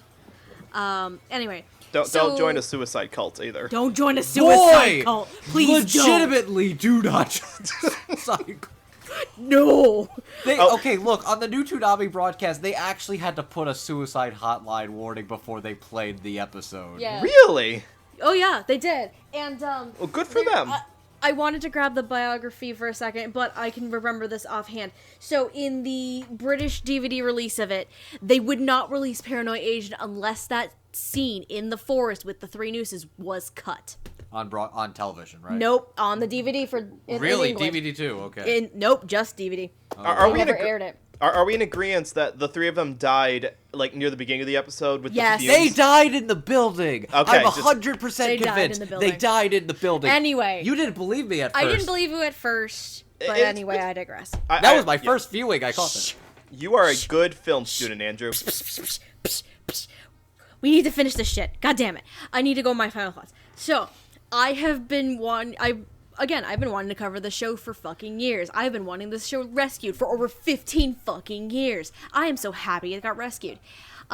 Show is fun, has some weird quirks in it. It's fine. It's a nice staple of Kon. You'll enjoy it anyway. It's actually, I think, one of the more accessible ones that you can get your hands on, honestly.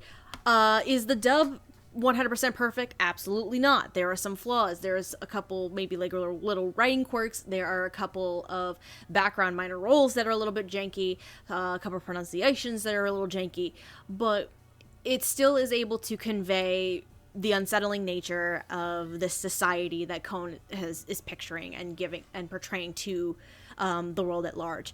So I honestly think Paranoia Agent is 100% worth it.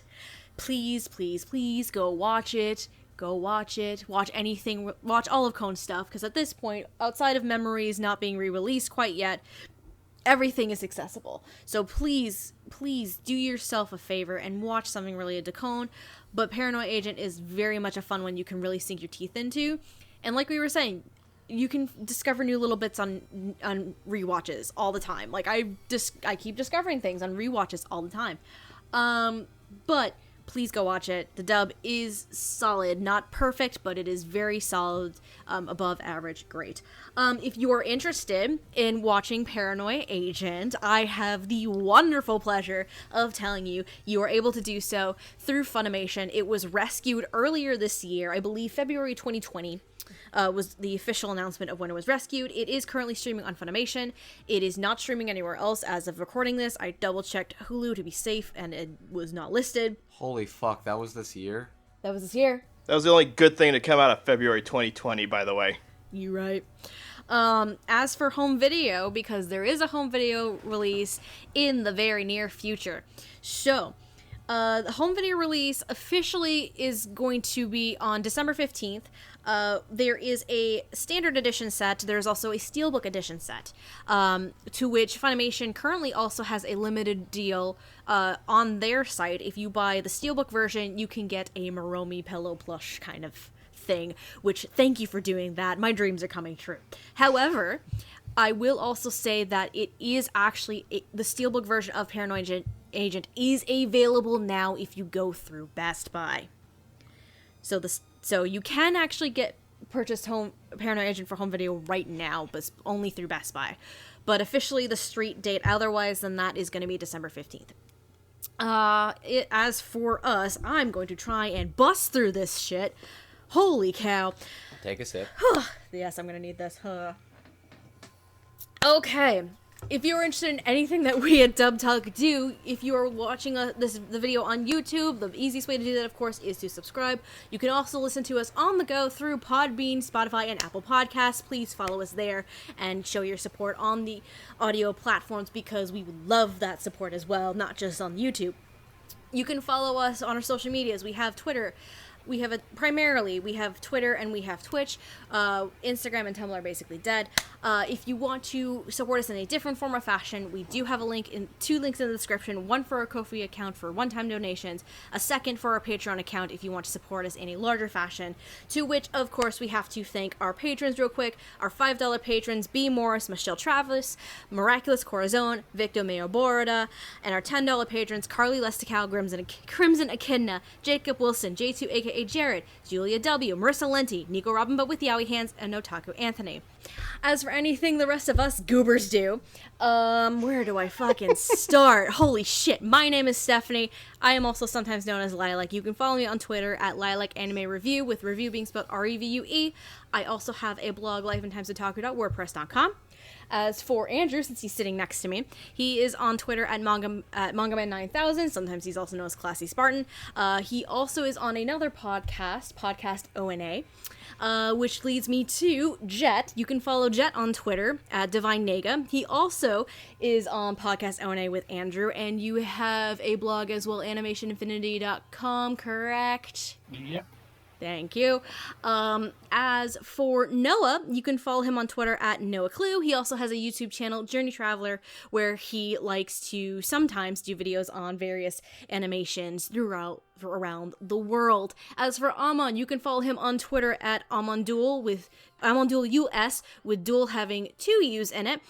He likes to tweet about things sometimes. And Amon, I love you. Can we please have a Dusty Old song for Paranoia Agent? Sure.